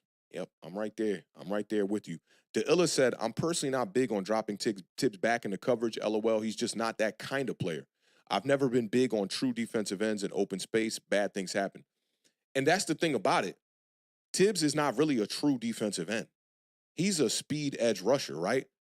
He has to be able to add one of these skill sets to his repertoire, or he's invaluable to this defense. You even saw Azeez Ojulari get out there in this game, and you don't miss a beat when he comes into the game. He's just as good as these two other guys that are getting all the praise, all the hype, all the notoriety. People were talking about at the beginning of the year when we get to the deadline that we should trade Azeez Ojulari. And he goes out there and he looks just as good or better than these guys. So it's interesting for a guy like Kayvon Thibodeau, who's, I won't say undersized, but he doesn't possess the physical skill set to be able to bull rush and get after these quarterbacks and stop the run, most importantly. That's what all of these edge rushers lack, from all three of them, from Burns to Tibbs to Azeez. They all lack stopping the run. So if they aren't the ones that work and fit within the personnel, get rid of them. Find another way. Yeah, so it seems everybody's kind of in agreement here for the most part. A couple of people thought it was an overreaction and had great reasoning for it. This is why I rock with y'all. Y'all always bring good stuff to the table when it comes to these conversations. And I'm walking into this one thinking like, hey, man, everybody's going to think Shane Bowen is trash. And no way this is an overreaction.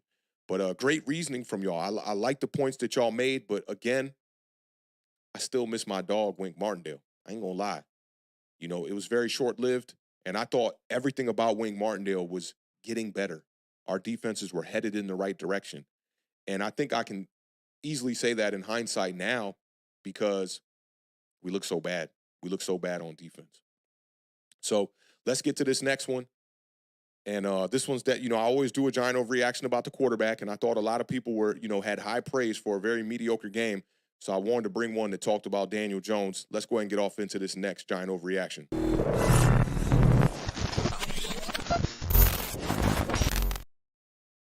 This one comes from Jordan Blue 25 on Twitter. He says, imagine if Jones hit any of those deep shots he overthrew today. It's a completely different game. A real quarterback doesn't overthrow all of them like he did. I'll keep my eye on the chat here one time. Y'all let me know if y'all think this is an overreaction by representing that with an O in the chat. And if you think it's an accurate statement on the screen, let me see a U in the chat to represent that you were taking the under. And for those of y'all that don't want to pick a side, let me see a P in the chat to represent you taking the push one time. Early on, I'll get to some of y'all's here real quick. Valentino says this is an overreaction. Spirit of Detroit podcast is in the building. What's going on, fam? A lot of U's coming in at the beginning of this one. Spirit of Detroit, White Lotus. Who else we got here? Mikey Mishima, Sean Clowney, Allen, Bergs. Shout out to Cressley one time in the building with the super chat here. 199. Putting his good hard-earned dollar towards this channel. I appreciate that, bro. Okay. He says, sell at the deadline, clean house, get a QB1 in the draft. All right, so let's do this. Let's address this real quick first. I was going to put you on the back burner, but let's address this real quick first.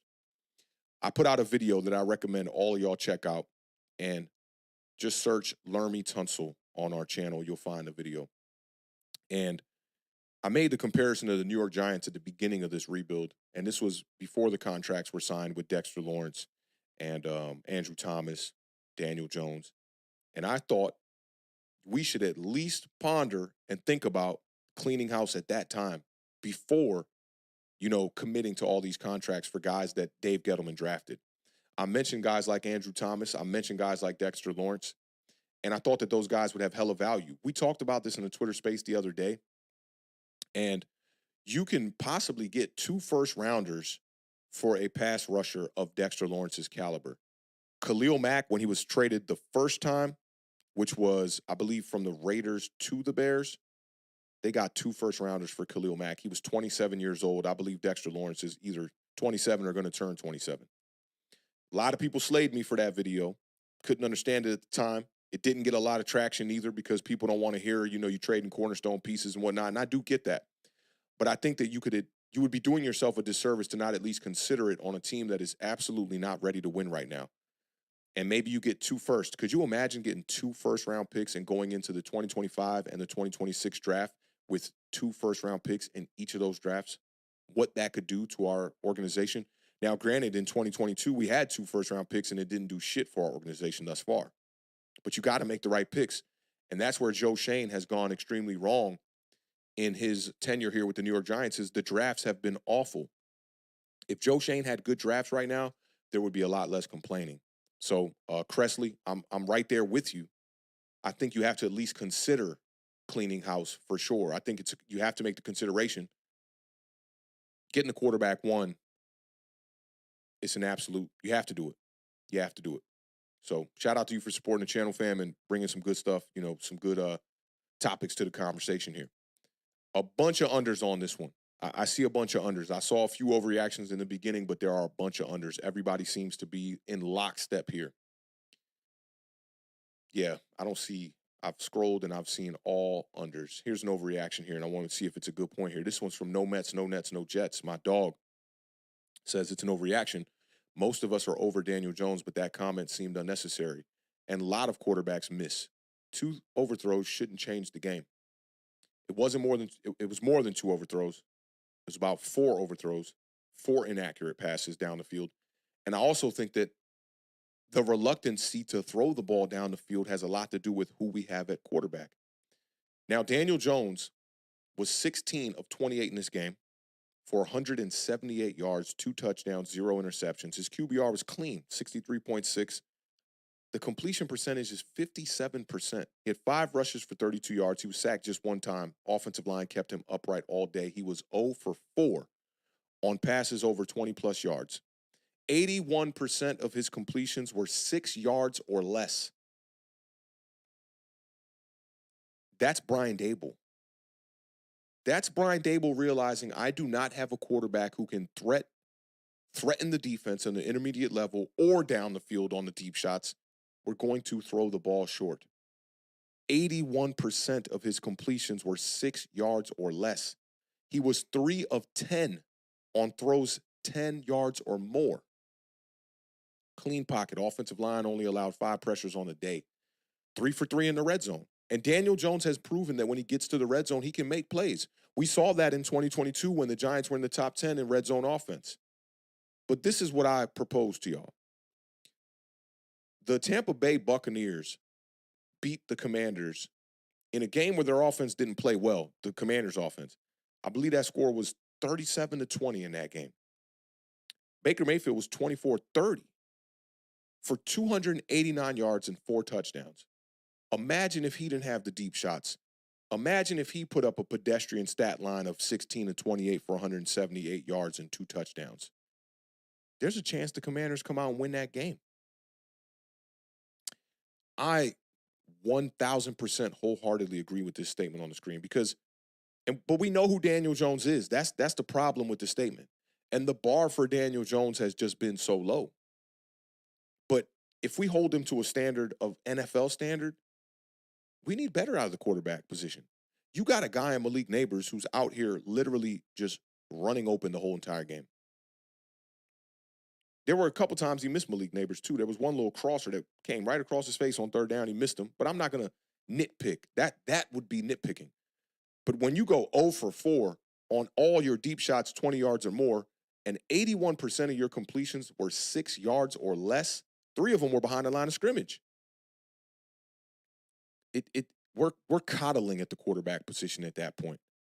And how are we supposed to win games like that without a game breaker or a game changer, as Cam Newton was saying, at the quarterback position? You're not going to win a lot of games like this. And it just seems like you're walking the quarterback on a leash the whole entire time and just hoping that he can't make the mistake. And you're trying to protect him throughout the entire game to not make the big mistake. But if you look at Joe Burrow, C.J. Stroud, even a guy like a Dak Prescott, they're not on the field with training wheels. Josh Allen, Jordan Love. All these quarterbacks are going out there and letting it rip. The game plan that the Green Bay Packers had in week 1, my God, you just see Jordan Love every damn play trying to hit the intermediate level or throwing the ball down the field. And in return, that gives you a lot of points on offense. And you might make a mistake here and there. You might, right? But you can live with that if you're making the big plays. Big plays change games. And I talked about this in the opener of this whole entire stream. The game-changing play was by Cliff Kingsbury on that screen pass back to Austin Eckler. And we're not good at running the screen, and we don't try to run the screen that much. We don't see too much success out of it. And I just think in return, Brian Dable is really strapped at the quarterback position. But when we get to this next one, I'm going to talk about maybe why that is the case and also why Brian Dable deserves his fair share of the blame as well. Shout out to Sean Clowney one time in the building. With the $5 super chat says, yes, if we keep losing, start trading off assets. So he agrees with the last super chat that was from, let me see, that was from Krelsey. Shout out to Krelsey. Sean Clowney, y'all all agree with it. And I agree as well. Like, you got to at least start to think about this and start shopping and just see what happens. Remember the Brian Burns trade? Supposedly, they had an offer of 2 first-rounders for that dude from the Rams. And could you imagine if the Giants paid like 2 first-rounders for a guy like Brian Burns and you come out there in 2 weeks and can barely get pressure on the quarterback? That's sad, man. And as much as I have came into this season prepared for how bad the New York Giants were going to be, sad is sad. Still hurts. I see Nova Nebula kind of responding to this. He says, clean house and sell who, though? Dex is the only one you can make an argument for, and I wouldn't do it because Dex is kind of playing at a generational level right now. Now, what was the reasoning for why people didn't care that Saquon Barkley walked in free agency and that Joe Shane didn't get any value back for him? The main reason was we weren't winning with him, and it doesn't matter if we're not winning without him. Dexter Lawrence is a generational talent, but by the time you get this team together, He's going to be old. Is he going to be the same player? Defensive tackles are damn near a dime a dozen. Half the teams in the league have a dominant defensive tackle. Not as dominant as Dexter Lawrence, obviously. But as you can see, going up against one of the worst defenses and going up against, more importantly, one of the worst offenses in the NFL, it didn't matter. They ran the ball for over 200 yards on us. Right down the fucking middle of this defense, my dude. So having a dominant generational talent at the defensive tackle position when you don't have anything else around him does not matter. And people overflated this defense. They thought that we were going to have a top 10 unit, and oh my God, can you imagine Brian Burns with Thibodeau and Dexter Lawrence? They're going to be virtually unblockable. Not the case when you can't stop the run. And even when we had a decent 3-tech over here with Leonard Williams in the middle of this defense, we still couldn't stop the run. Something ain't right. You got to get better personnel all in that front seven. You need some true dogs out there. I like Bobby Okereke, but I don't think Bobby Okereke is going to be able to save teams running the ball all over us. I really don't. Shout out to Brian Rogowski one time with the $2 super chat. Says one-dimensional quarterback. 2, if you count the runs. Yeah, I definitely feel you on the one-dimensional quarterback. Your second point, if you're talking about his runs from the quarterback position, it helps a little bit, but it's not like Daniel Jones is some dual-threat dynamic dude, man. The fact that he ran for over 700 yards in 2022 is the biggest anomaly ever. And what I'm starting to notice is that Brian Daboll does not care about the injury clause that he has in his contract because he's taken some big hits in these games. And is Daniel Jones going to be able to survive the whole entire season while taking these hits? It's unlikely. It's very unlikely. But Brian Daboll don't give a shit. You can tell. He's trying to win games. And I see Nova responded. He says, even if I yield trading Dex, let me see, it jumped on me. Here it is. He goes, even if I yield trading Dex, who else can you realistically move for actual valuable assets? I think that you could trade Darius Slayton right now, likely to the Atlanta Falcons, for maybe a 5th, 6th rounder. Let me go through this roster a little bit more. The one guy that I would absolutely think, 2 guys I think that are absolutely untradeable, is Andrew Thomas at the left tackle position and Malik Nabers at the wide receiver position. And I kind of put Deonte Banks in that realm too. So those 3 guys I wouldn't touch. Jalen Hyatt is a guy you could trade. Darius Slayton is a guy you could trade. Wan'Dale Robinson is a guy you could trade. You could literally get rid of all those wide receivers. When you have Malik Nabers on the field getting 18 targets in a game and those guys just standing around looking around, they're not valuable assets to the team. And we're going up against what arguably is the worst defense in the entire NFL. Some of these offensive line contracts that you signed, you got those guys, you got to keep them around. But outside of that, that's it. Maybe a Bobby Okereke, maybe a Brian Burns. I know a lot of people have been looking at the contract saying he's untradeable because of the contract, but my homie Mason, who is a salary cap guru, the smartest person I know when it comes to salary cap, said, nah, you could trade him right now if you wanted to. You're not going to get back what you traded, the capital that you gave up to trade for him, but you could trade him. And I'm not saying I would trade them all, but think about the scenario that I presented where, let's say it is a Dexter Lawrence, and you could get 2 first-rounders for him, a 2025 first-rounder and a 2026 first-rounder. You telling me you would say, no, this team ain't going nowhere. This team is not going anywhere right now. A quarterback would help it a little bit, but I'm starting to realize that the problems with this team go far deeper than just the quarterback position. Far deeper. And we're not even talking from a depth perspective. The Giants have no depth. Our secondary has no depth at any of these positions, not at the safety position, not at the cornerback position. When it comes to linebackers, we have no depth. Even our starters are lackluster. Bobby Okereke and then whoever else. Outside of that, these guys that play behind them, Isaiah Simmons out there, it's looking like a waste of a traded 7th rounder. It's just a 7th rounder, so taking a flyer on him is not terrible, but it's looking like a waste. They're barely playing that dude. Defensive line got no depth. You got Azeez Ojulari, and that's it. That's it. They have poorly built this roster. And you got to point the finger at Joe Schoen right now. He's not done a good job. And whether it be, the owner of the team and John Mara, is calling shots a little bit, well, then maybe I put an asterisk next to Joe Shane. But at the end of the day, he has not done a good job of building this roster, and all these players are expendable outside of the three guys that I named. That's how I see it. Somebody else said, let's get Bryce Young, and Mikey said, oh, hell nah, Bryce is trash. Yeah, Bryce ain't looking good right now, and he's not in a good situation. I want a quarterback that when you see him in a bad situation, you can at least see the upside of who he is in that bad situation. So I'm not for the Bryce stuff either. But let's get off into it. That last one was pretty lopsided, y'all. A lot of people took the under on that one. A lot of people agreed with the statement on the screen from Jordan Blue 25. Big shout out to Jordan Blue, man. I think he dropped a real good gem there talking about imagine if Jones were to hit those deep shots. I think that's very important, to not hold our quarterback to his bar, but to hold him to the bar across the league. And I just got a little bit of an update that Dave Canales said that Andy Dalton gives us our best chance to win this week. Yeah, I'm done with the Bryce Young stuff. Let's get into this last giant overreaction. I'm going to get y'all out of here and on this channel, record-breaking time, because, man, we've gone 6 hours 2 weeks ago. We went 3 hours the week before that. And today we're going to let y'all enjoy the rest of your afternoon and catch this Monday night game between the Philadelphia Eagles and the Atlanta Falcons. Let's get off into this last giant overreaction.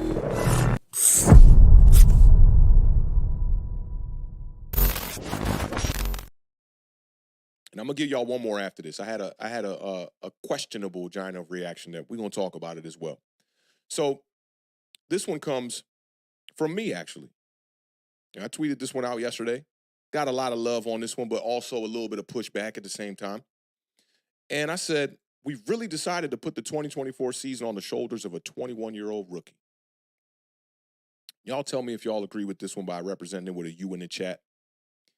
And if you think I was on my giant overreaction, let me see an O in the chat. And I see Nova Nebula responded to the last one, said, not arguing, a lot of them aren't expandable, but I just don't know if the organization could actually acquire assets that'll be worth anything, let alone trusting them to properly use those assets.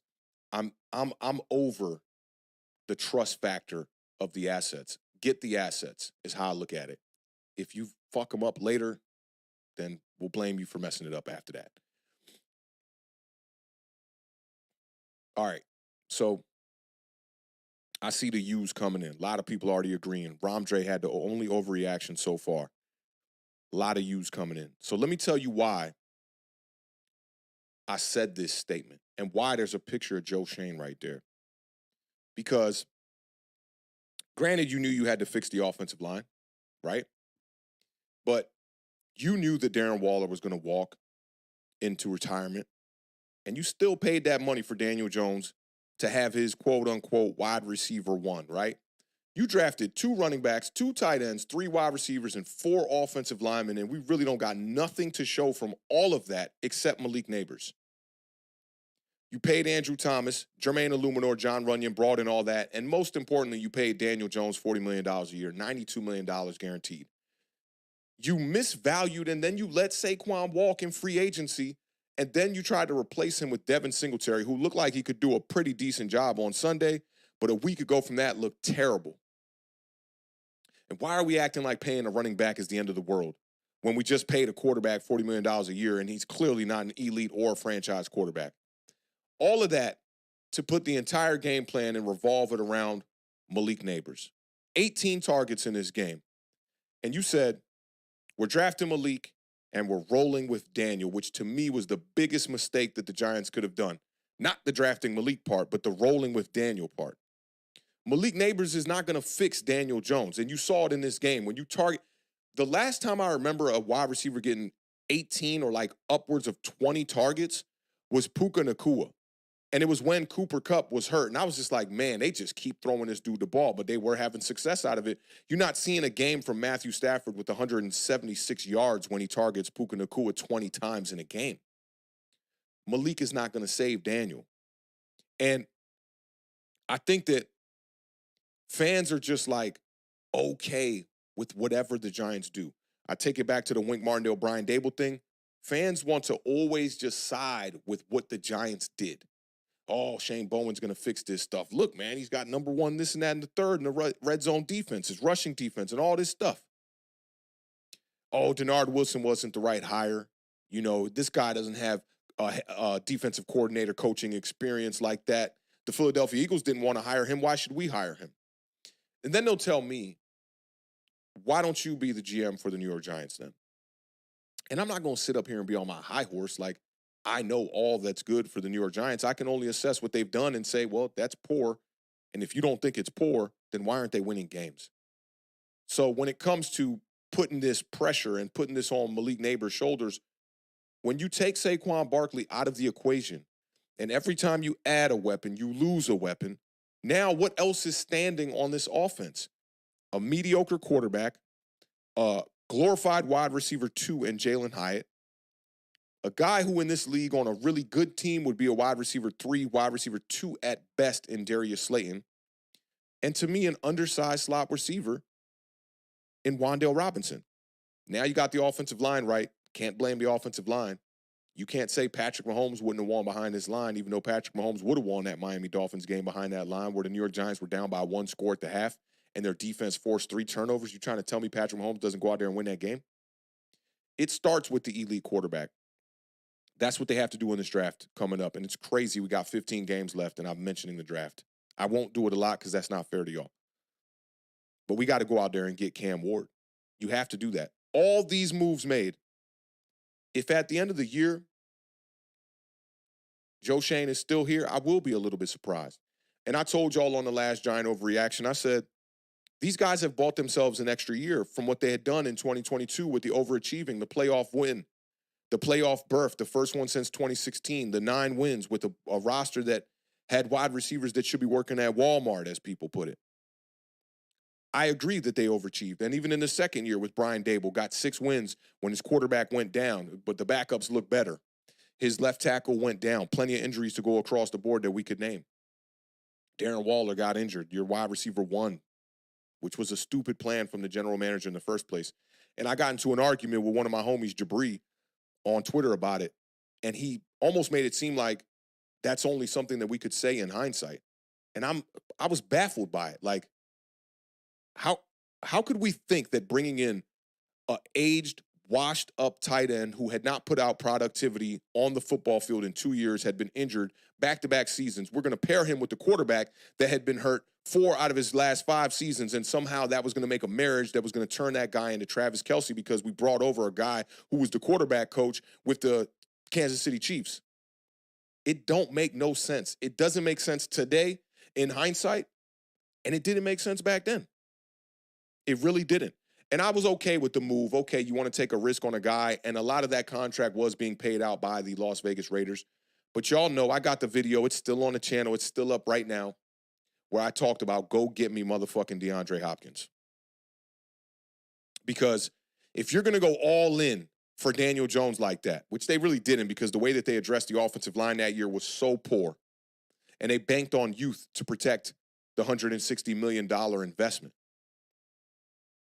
But thinking that you were going to just use Darren Waller as a wide receiver 1, that's it, and pair him with Darius Slayton and Wan'Dale Robinson, and we supposed to be good to go with a quarterback that had shown you nothing but average play to that point, we know what it is, man. Anybody with eyeballs knew that Darren Waller situation had a chance to backfire because you know what the main theme was going around, not only from content creators, but from a lot of fans was, if Darren Waller stays healthy, remember that? That's all they would say. Anytime we talked about stat projections, it was if Darren Waller can stay healthy, he'll do this. I came up here and told y'all he was going to get 800 yards and 4 touchdowns, maybe 5 touchdowns. I think I said 4 touchdowns because I said hot take Daniel Bellinger was going to score more touchdowns than Darren Waller would because when we get in the red zone, what else are they going to focus on besides Darren Waller? And I think Darren Waller had 1 touchdown that year. And that backfired in a hell of a way. And Darius Slayton went on the Keyshawn Johnson podcast and talked about it. He said, we all knew Darren Waller was going to retire. Middle of the season, this dude was talking about he didn't want to come back, and we were trying to beg him like, bro, just stick around for this. We got something going here. So you mean to tell me that the general manager didn't know? The head coach didn't know? There's no way. There's no way. And I see DeIlla chimed in. It's my dog. Make sure y'all go subscribe to DeIlla. He's got an awesome New York Giants channel where when he can and he has time, he puts out great videos, man. on his grind. He'd be in the crib making the videos. He'd be in the car making the videos. He'd be on the work site making the videos, all for this poor, lackluster team. He says, I love when people tell me, well, how would you make situation better? How am I supposed to answer that? Many of the players this roster consists of I never wanted to begin with. Yeah, man. That's what it is. The people who didn't want to sign Daniel Jones to this crazy contract, we were ready to commit to the rebuild at the end of 2022. Yeah, you overachieved, but that playoff win shouldn't have had you feeling yourself like that. And instead, they tried to do a little bit more patchwork. Oh man, we were one game away from the championship round. Eagles dog walked the shit out of us, but still, we're one game away. Let's try to we'll add Darren Waller. We'll bank on some of these youth guys on the offensive line. Daniel Jones will take us there. Second year in the system. That was the one I was hearing a lot. Second year in the system, Daniel Jones is going to be better. Man, that man regressed in the most major way. And these aren't moves we wanted to make. Not in real time, not in hindsight. 10 days from now, I don't want to make these moves. And I just don't understand it. I really don't understand it, from a general manager perspective, and I'm not one. But it's like Joe Shane got to make the mistake to understand the mistakes. Whereas when you're looking at guys like Howie Roseman in Philadelphia, these dudes is wheeling and dealing. They got a wide receiver 1A, 1B over there with A.J. Brown and Devonta Smith, and they went out there and traded for another first-round wide receiver and brought in Jahan Dotson. You can't have enough weapons. It's the modern-day 2024 NFL. You got to have people that can catch the ball and make plays. And I think even somebody who plays Madden could recognize that Malik Nabers is one of them ones. It didn't take much to realize that. Everybody wanted Malik Nabers because you just turn on the tape. You could just go look at Malik Nabers highlights on YouTube and look at a Just Bomb Productions, cut up montage of Malik and know what it is. I see Ayo Sheed is in the building. I never seen this name. Let's see what Ayo Sheed is talking about. Big shout out to Sheed one time in the building. Says, not letting the Commanders score a touchdown and still lose is next tier of how trash we are. Yeah, man. That explains it, man. I thought we were like a 4 to 6 win team, man. This is looking like a 2 to 3 win team. If they don't get their act together, it's going to be a long season for the people that thought this team had a possible chance of winning the playoffs or getting to the playoffs and having a winning record. To me, that's the only way that you can deem the New York Giants season a success is if they make it to the playoffs or if they're over 500. Big shout out to Sheed one time in the building, though. And Keith Wilson Jr. sends in the $4.99 super chat. That's my dog right there. Day one, Keith Wilson says, salute. Should have known when Dave's pulled out Twitter stats for Bowen, it was a dud. That's factual right there. I'm not a fan of blocking another man's opportunities either. And he got Kafka in parentheses. And it almost seems like our offense was a little bit better off with Mike Kafka. But it is a little bit short-lived so far with Brian Dable only calling 2 games thus far and a preseason game with the starting offense. But this has been bad. This has been really bad. That one guy, 123, says 2022 was like 2020 on crack. Yo, this is such a fire statement right here, y'all. 2020 is one of the years I think that you could look at as Daniel Jones having his best year. And maybe the statistics on the box score don't say it, but I just think when you assess the way that he played the game, from 2019, very reckless, 19 fumbles, 11 of them lost, 6 of them scooping scores for the other team, to then come back in 2020 and find a way to clean up those turnovers. And just think about the task at hand for Jason Garrett, who, I will stick to this, was used as a scapegoat for the reason why that team was that terrible. They did not have any personnel. That was one of the biggest problems with the Giants at that time. And Daniel Jones was not a franchise quarterback as much as people thought he could be one. He wasn't one. And I was still invested in 2020. But that's a great statement. Back-to-back great statements from Keith Wilson Jr. and that one guy. I love those 2 statements. And you know what I'm going to do? I'm going to go back and I'm going to look at some all-22 from 2020. I might cut up some videos and put it on the channel, maybe make some comparisons to what Daniel Jones is now and what he was in 2020, because you're right about that. 2022 was just like 2020. 2020, we won 6 games. Remember, it came down to the last game of the season. Daniel Jones made a throw on the sideline versus the Dallas Cowboys in that last game that I was like, damn, that dude is getting better. And then the Philadelphia Eagles took Jalen Hurts out of the game for Nate Sudfeld in the fourth quarter, and the Commanders won that game. Giants ended up winning 6 games. Commanders ended up winning 7 to win the division and went to the playoffs to play the Bucs. And the birth of Taylor Heineke happened. I remember it like it was yesterday. We was right here on YouTube with the beard talking about Heineke. Remember them days? Yeah, I definitely remember that. So great statements from y'all. Great statements from y'all. Shout out No Mets, No Nets, No Jets one time in the building with the $9.99 super chat. He says, I only watched the clips, but it seems like Joe was being frat boy goofy about the Saquon situation. Took Saquon Barkley and Mara feelings for granted. Took their feelings for granted. How can Joe not go? And I do not trust his drafts. AATB with the 2 biceps. Yeah, I'm right there with you. And you know, if you ever want to check out the full episodes of the Hard Knocks, hit me up. I got some copies. I won't bootleg them, but you can come through and you can check them out. I'll show those to you because he completely did not want Saquon Barkley on his team. And he thought we'd be better off and could save some money. But at the end of the day, man, you look at the cap hit for the season. Singletary and Saquon Barkley have the exact same cap hits this year, and you saved like just a couple $1 million, man. I would have went with Saquon. Even with the way that this drafting and the roster building has been poor, I still would have went with Saquon because now you stacking the weapons. You got Saquon, you got Malik Nabers to pair along with Daniel Jones. The team wouldn't look this bad on offense, I feel like. But shout out No Mets, No Nets, No Jets. Super day one. Been rocking out with us, man, and supporting this channel for a long time, man. Good look to you. I appreciate that, bro. All right, let me make sure we caught up. We got another one from Big Mike. Shout out Mike with the $4.99 super chat. He said, we are back to looking forward to the draft. Eli would have won 2 of these games with this roster. Scratching my head. That's facts, man. I'm with you on that, man. Like, this roster could benefit from a better, more veteran-savvy type of quarterback, even if they are a game manager. We saw it last year with Tyrod Taylor pre-snap, what he did and how he opens up things with this offense down the field, being able to go vertical. And if this offense is going to be a type of situation where they can't move the ball down the field, they're going to become very predictable. And I still think the Washington Commanders approached the defensive side of the ball the wrong way in this game. I would have definitely, just had 2 safeties high, kept everything in front, and instead they played a lot of man, a lot of cover 1, which allowed Malik Nabers to catch the ball and be able to just beat one defender to get first downs. So definitely not the vibes here. I'm with you, Big Mike. And shout out to Daryl, who says, why did they let Tyrod walk? Well, they mismanaged the Tyrod Taylor injury situation. And in return, I think Tyrod didn't want to be a Giant after that. And the Jets offered him some good money. I think the Jets are paying him $9 million a year.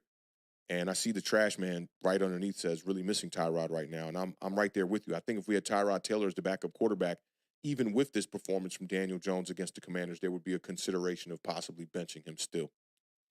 And yeah, Simeon said it right. Tyrod got tired of the disrespect. That is definitely facts. All right, so we're right around the 2-hour mark. I'm going to give y'all one more before we get up out of here and send y'all on y'all way to enjoy the rest of y'all Monday afternoon. Salute to all of y'all, man. We've had high numbers here in the building the whole entire time, and it's been a lot of love, man, even though it's, not directed towards this team because the Giants have been very poor, both sides of the ball in all 3 phases of the game. Let's give y'all one more Giant overreaction before we get up out of here.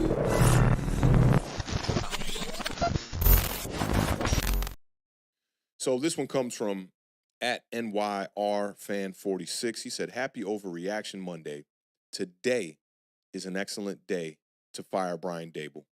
Let me know what y'all think about this by representing it with an O, U, or P, if you think this is an overreaction or not. This is the one thing I will say about this, and I'm going to make this extremely quick on this one. I'm going to talk about a quote from Victor Cruz as well. The only way that I would consider firing Brian Daboll right now is if I'm firing Joe Schoen along with him. And if they are indeed tied at the hip, like both of them have expressed. Brian Daboll talked about it in the presser just yesterday when he said when it comes to these decisions about kicker and about who's playing and roster decisions and all those things, that they do them as a unit, him and Joe Schoen both. And I'm sure that Brandon Brown is involved in those conversations as well. But this Joe Schoen roster stinks. It's really bad. And we talked about the wide receiver 1A, 1B type of situation, and to be able to compete, you need that. And I used the Philadelphia Eagles as that example and talked about how when you add Saquon or when you add Malik Nabers and you subtract Saquon, you're doing a disservice to the investment that you put in Daniel Jones, because the goal here is to put weapons around Daniel Jones. For 5 years, we have said that Daniel Jones and this organization have not done him right. So why don't you do him right? Why don't you give him the offensive line, give him the weapons, give him the running back, give him the defense? Instead, you allowed Xavier McKinney to walk and expected a rookie to come in and supplement for that. In the contract year for Daniel Jones, where the 2-year out is right there for you. So if it don't work, you're going to have to part ways with Daniel Jones at the end of the season anyway and bring in a new quarterback.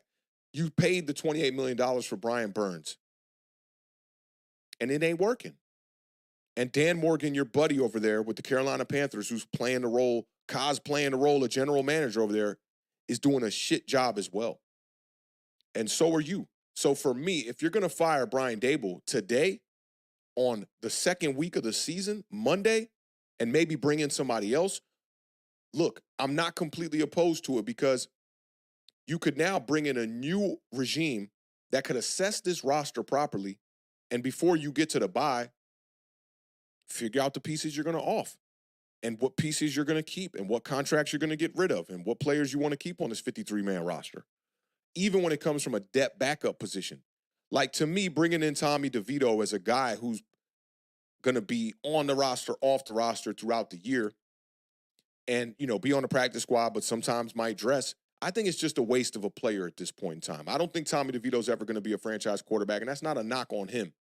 I wish him well. He's still only in his second year, and maybe he's just maybe he's around the wrong surroundings, because we know right now, as today, September the 16th, 2024, Joe Schoen is not a good general manager, and Brian Daboll does not look like a good coach. And like I said, if they're tied at the hip, it's something you absolutely have to consider. Victor Cruz said this about Brian Daboll today. He said, "It's interesting. Up until this point, we loved Coach Daboll. I think he provided a necessary spark. The players love him. He's a player's coach that guys love, but he also has that strong mentality to galvanize the guys, which I also love. But as you know, in this league, it's what have you done for me lately? So I don't know. I think if he doesn't have a good year, if they don't have a year over 500 and potentially are in the hunt for the playoffs, I could see John Mara in the front office looking for a different head coach and looking for someone that can get them over this hump." How could I disagree with that? So what I'm going to do with this one, I'm not going to say it's an overreaction. And I'm also not going to agree with the statement on the screen. I'm not going to take the under on this one. I'm going to take the push, because I kind of want to see how these next couple of weeks pan out. You have maybe a winnable game coming up against the Cleveland Browns, who I think a lot of people are looking at the Deshaun Watson situation at the quarterback and aren't assessing it correctly. Had a pretty decent game this past Sunday, snuck out with the victory against the Colts, I believe it was. Or maybe it wasn't the Colts. I think the Colts won against the Packers. But he snuck out with the victory this past week. His offensive line has been terrible. They were ranked 22nd coming out of last year. They look worse in week 1, where he was running like a chicken with his head cut off trying to make plays. You got Amari Cooper out there dropping big passes down the field, which could have padded those stats. But that defense for the Cleveland Browns is still the same defense.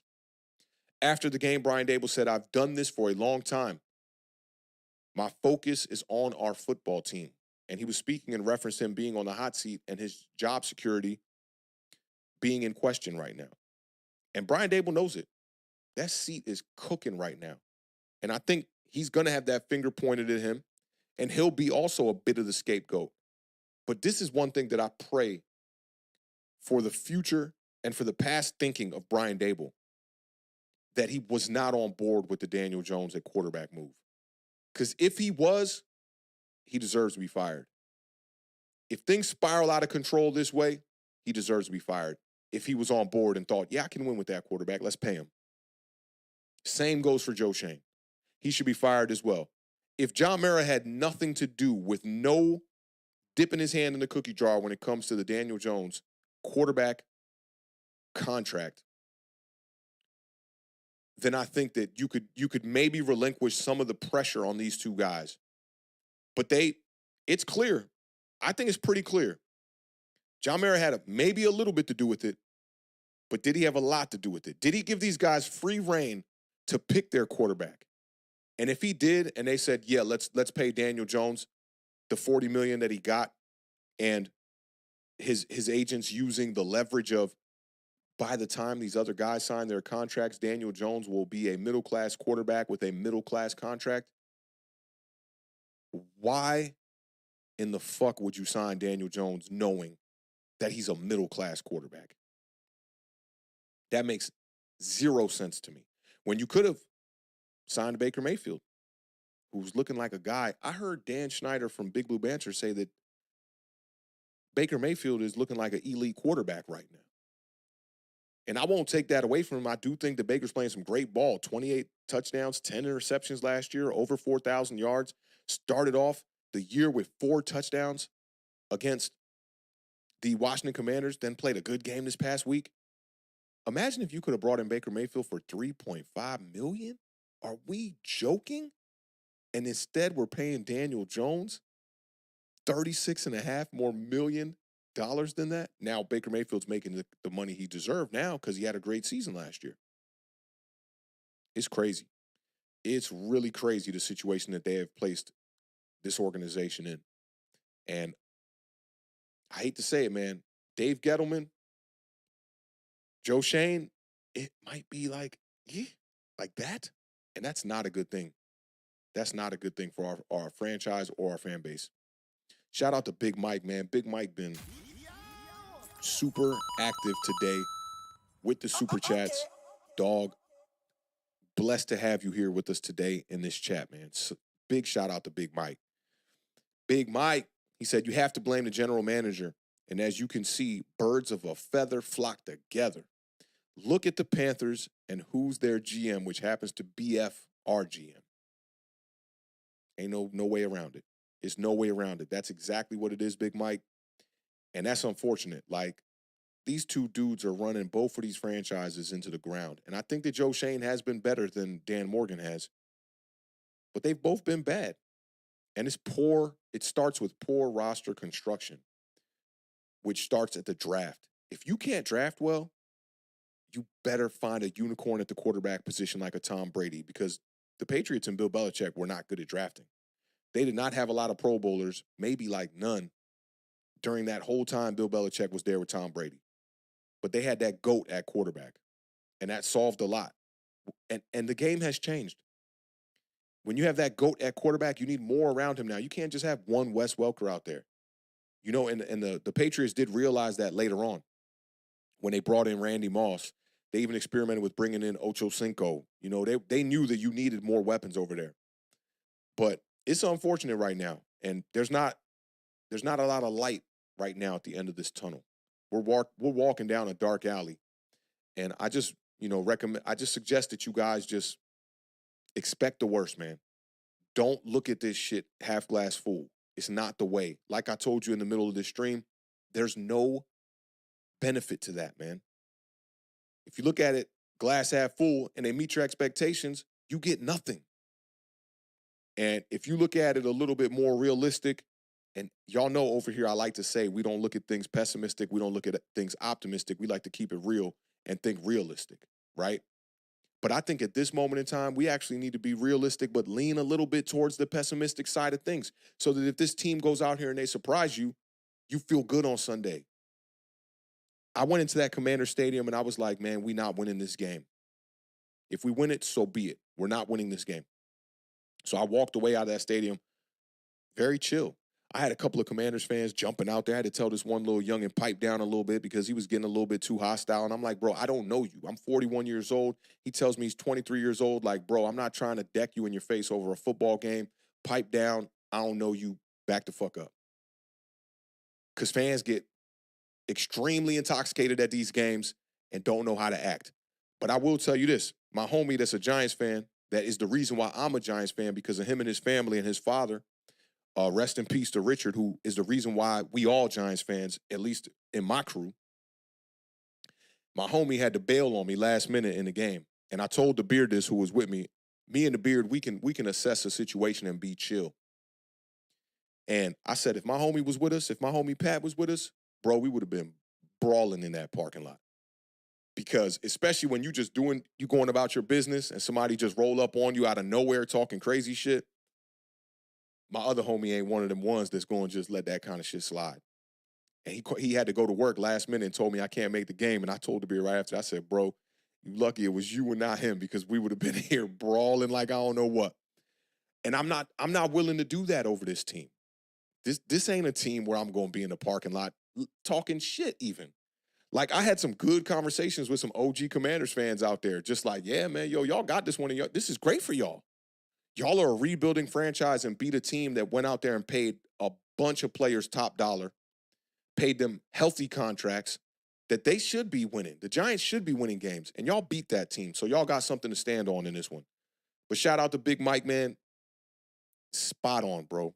Spot on. Big Mike, you've been a breath of fresh air in this stream, and that says a lot, because the people that are in this stream, my family in this stream, is so many good people in this stream. And I ain't seeing Big Mike here much, but welcome to the fam, Big Mike. You don't even be having to put up all these super chats, bro. Like, we welcome you with open arms, my dog. We appreciate you, fam. And we got, I think we got two more super chats that just came, 3 more that just came in. And then I'm going to get y'all up out of here. But as far as that statement on the screen, I'm taking the push 1,000%. I'm 1,000% taking the push on that. And I saw a lot of y'all do the same. It's rough, man. It's rough out here for these New York Giants, but y'all got to just bear with me. We're going to rock out throughout the season, and we're going to make it fun. Thursdays, we're going to get back to doing our trivia. We're going to get back to, giving away our gifts and doing what we do, playing our part in this community and presenting value. I put together the compilation of all of Daniel Jones' throws from this game with the Washington Commanders from Sunday. It's on the channel if you want to check it out. If you didn't really get a chance to keep your eyes on the field on the offense during the day, during the game. I know a lot of people be busy. People got families, got kids, got shit to do, got jobs and all that. You can get a condensed version of it on the channel if you want to check that out, or if you just want to, get another look at it. I chopped it up kind of while I was doing some other stuff, so I'm going to go back and watch it while I watch the All-22 tomorrow as well. But let's show some love and get to these super chats one time, and then I'll get y'all out of here in about 3 minutes, 2 hours and 15 minutes for a Giant Overreaction. It's not too bad considering Authentic, be long-winded, like to talk about my team. Let me see where we were at. It was right after Big Mike. So big shout out to John, man, for the $20 super chat. That's probably the largest donation of the day so far. John says, sorry, fam, at work, our servers went down, had to fix them. I know shit is bad right now, but I would want Joe and Dable to get one more year, let Dable cook with his own quarterback. But not going to lie, 2025 class is strong on defense over quarterbacks. And I do agree with you. It depends on the pick that we get, because I think that the top 2 to 3 quarterbacks will definitely be guys that the Giants could definitely spend that capital on to bring in and have success. I saw a lot of people throwing shade at Shedeur Sanders because the quarterback that he went up against from Colorado State was talking a bunch of smack on Instagram, saying these guys are all hyped up and blah, blah, blah, blah, blah. Wait till we get out there and we play them. They're going to find out what team football is, and it's not about a player and all that. And when Shedeur Sanders saw him after the game, dude reached out to try to give him a dap, and Shedeur wouldn't give him no dap and said, man, look, I heard you talking shit on Instagram. I'm not dapping you up. And the dude was like, oh, okay, you going to talk, keep talking.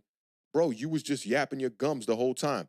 But Shedeur is a guy that I think a lot of people looking at Deion Sanders as his father, we don't want to bring that show to New York and whatnot. Don't forget that, man, when it was NFL Network with Mariucci and Rich Eisen and Deion Sanders, every damn week, it didn't matter if Eli Manning went out there and threw 4 touchdowns or 4 interceptions, Deion Sanders would always say, we believe in Eli.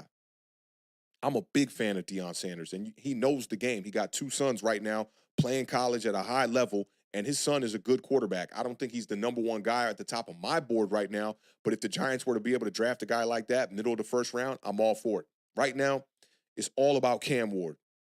To me, he looks like the best quarterback in college right now. This dude is lighting it up. I think he had 4 touchdowns week 1. We put together the compilation. When I get off, I'm going to actually cut up the Cam Ward compilation from this past week where he had 5 touchdowns. He had 4 of them in the first half. He is one of them ones. Can throw off platform, can throw the deep ball down the field, has all the running capabilities, great pocket awareness, vision. He's got it all. He's one of them ones. And if you've been rocking with me over here on this channel, I've been talking about Cam Ward for 3 years now. Shout out to Stan, who was the first one to put me on to Cam Ward, and I was like, I like the way that kid plays football. And when he was over there at Washington State, they wouldn't always win a lot of games. And now you're looking at the U as the number one or the number two team in the country right now. And a lot of that has to do with what Cam Ward is doing. That dude is an absolute baller. So, John, go get that quarterback in 2025. If you can't and you're not in position to do it, there's a lot of defensive talent in this draft as well. A couple of wide receivers. We were talking about it earlier with Tedero McMillan. Travis Hunter going to be coming out as well. This draft's going to have a couple of them dudes, a couple of one-on-ones cut from that one-on-one cloth. So I'm looking forward to it. We did content the whole entire offseason, and we're going to do that again this year. And I know the Beard is like a little bit jealous of the offseason content because I know he wanted to be there for a lot of that stuff, talking a lot of draft stuff. Beard was high on Michael Penix. I would have pulled the trigger on Michael Penix with the 6th pick, but like I said, having Malik Nabers on his team is fantastic.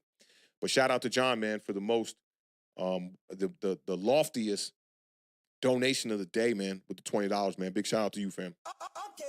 All right, shout out Fiendish Fantasy Productions one time in the building with the $5 super chat. Okay. Says Mara banked on Shane because of Buffalo's success, but he didn't build Buffalo. He was the sidekick of the guy who did. Dabes was all in year one, but no more. And I feel you on that. I was right there with you on Dabes year one, looking like, a real quarterback guru. But somebody said this to me on Twitter earlier, and it was that a lot of the success that the Buffalo Bills had, which is not a championship, I might add, it was because they had the guy at the quarterback position. Josh Allen was, covering up a lot of that bull. And you see the way Josh Allen plays the game. It's not quite Patrick Mahomes, but he does extend plays and does a lot of stuff off script. He can also play within time as well. I think he's the second best quarterback in the NFL. And Joe Shane, I think his claim to fame has a lot to do with Josh Allen, and that's it. Offensively, they didn't draft nobody over there for real. They had Gabe Davis that they got in the 3rd round, and he was okay. Running back-wise, they had a couple of guys. They had James Cook. They had another running back over there for a little while that was drafted before James Cook, too. I can't remember homie's name. But outside of that, they really have only drafted well on the defensive side of the ball. You had Ed Oliver.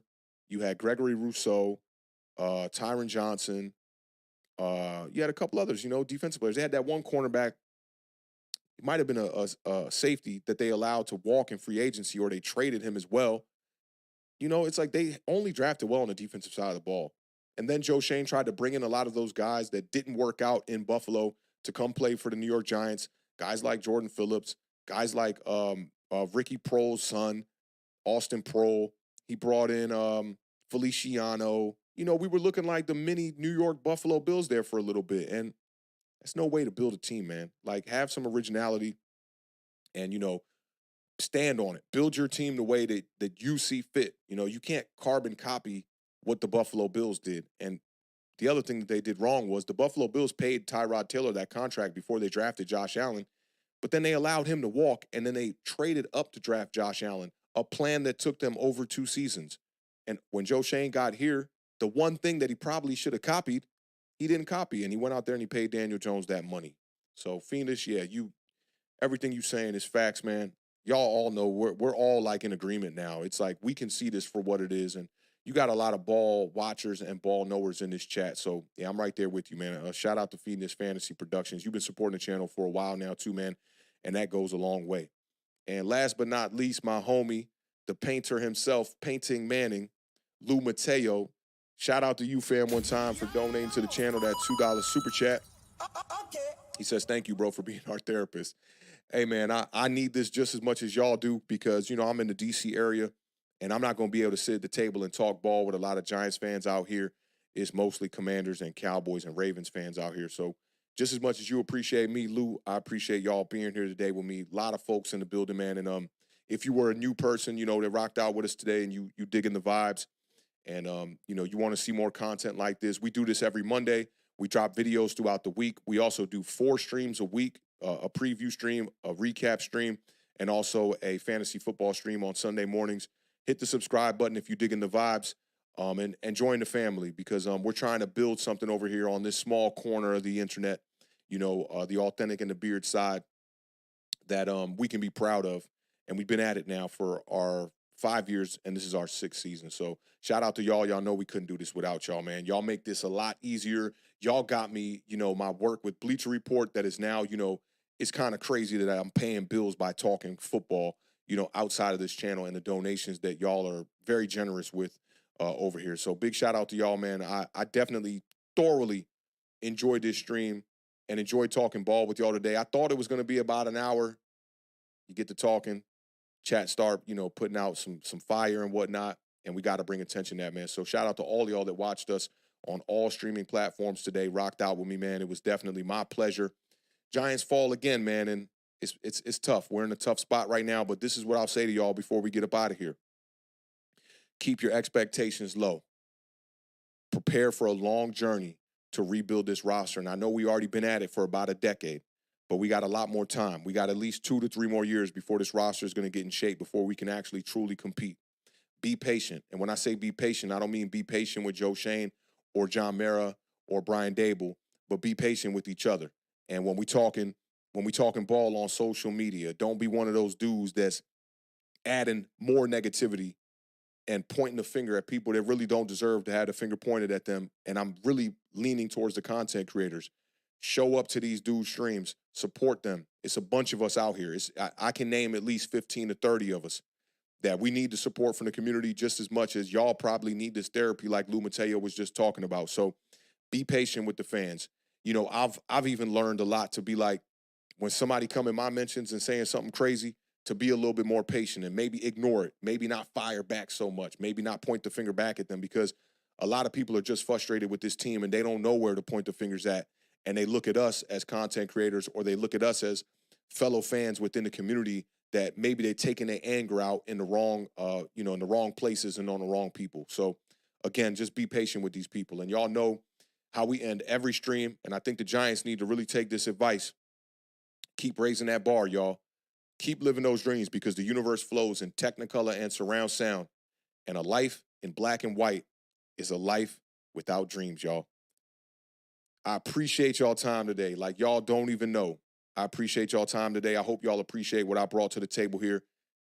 That statement and that stat about Saquon Barkley being the last guy to rush or be a part of a rushing unit that rushed over 200 yards on Shane Bowen, to me, was just like the cherry on top for the way that this game is and the way that things are coming full circle for the New York Giants. I will catch y'all on tomorrow's recap stream. We'll have a beard here recapping the entire NFC East. Make sure to leave a bicep in the chat before you get up out of here. And for all of y'all that are watching this on the replay, drop a bicep in the chat one time if you got this far. I know, just by looking at the number I saw at the top of the screen, I know that a lot of y'all have been here since the beginning of this stream. And I appreciate y'all spending y'all 2.5 hours with me on this Monday afternoon. That definitely means a lot to me, man, because I don't get to talk Giants ball with a lot of people out here. So this is all we got. And at this moment in time, as Giants fans, we are all we got. So just hang in there. And for those y'all that stayed and stuck out through this stream that aren't Giants fans, like the homie Gregory, man, that mean a lot to me too, bro. I'll catch you on the stream tomorrow, Gregory. We get to talk about your Dallas Cowboys. That's going to be a fun one. The Beard's going to have a lot of fun with that, with that rivalry. But enjoy the rest of y'all Monday afternoon, man. If y'all want to continue the conversation, I'm always on Twitter @Authentic. And y'all be good. I'll catch y'all tomorrow at 7 p.m. Eastern Standard Time, man. Enjoy the rest of y'all evening. Peace.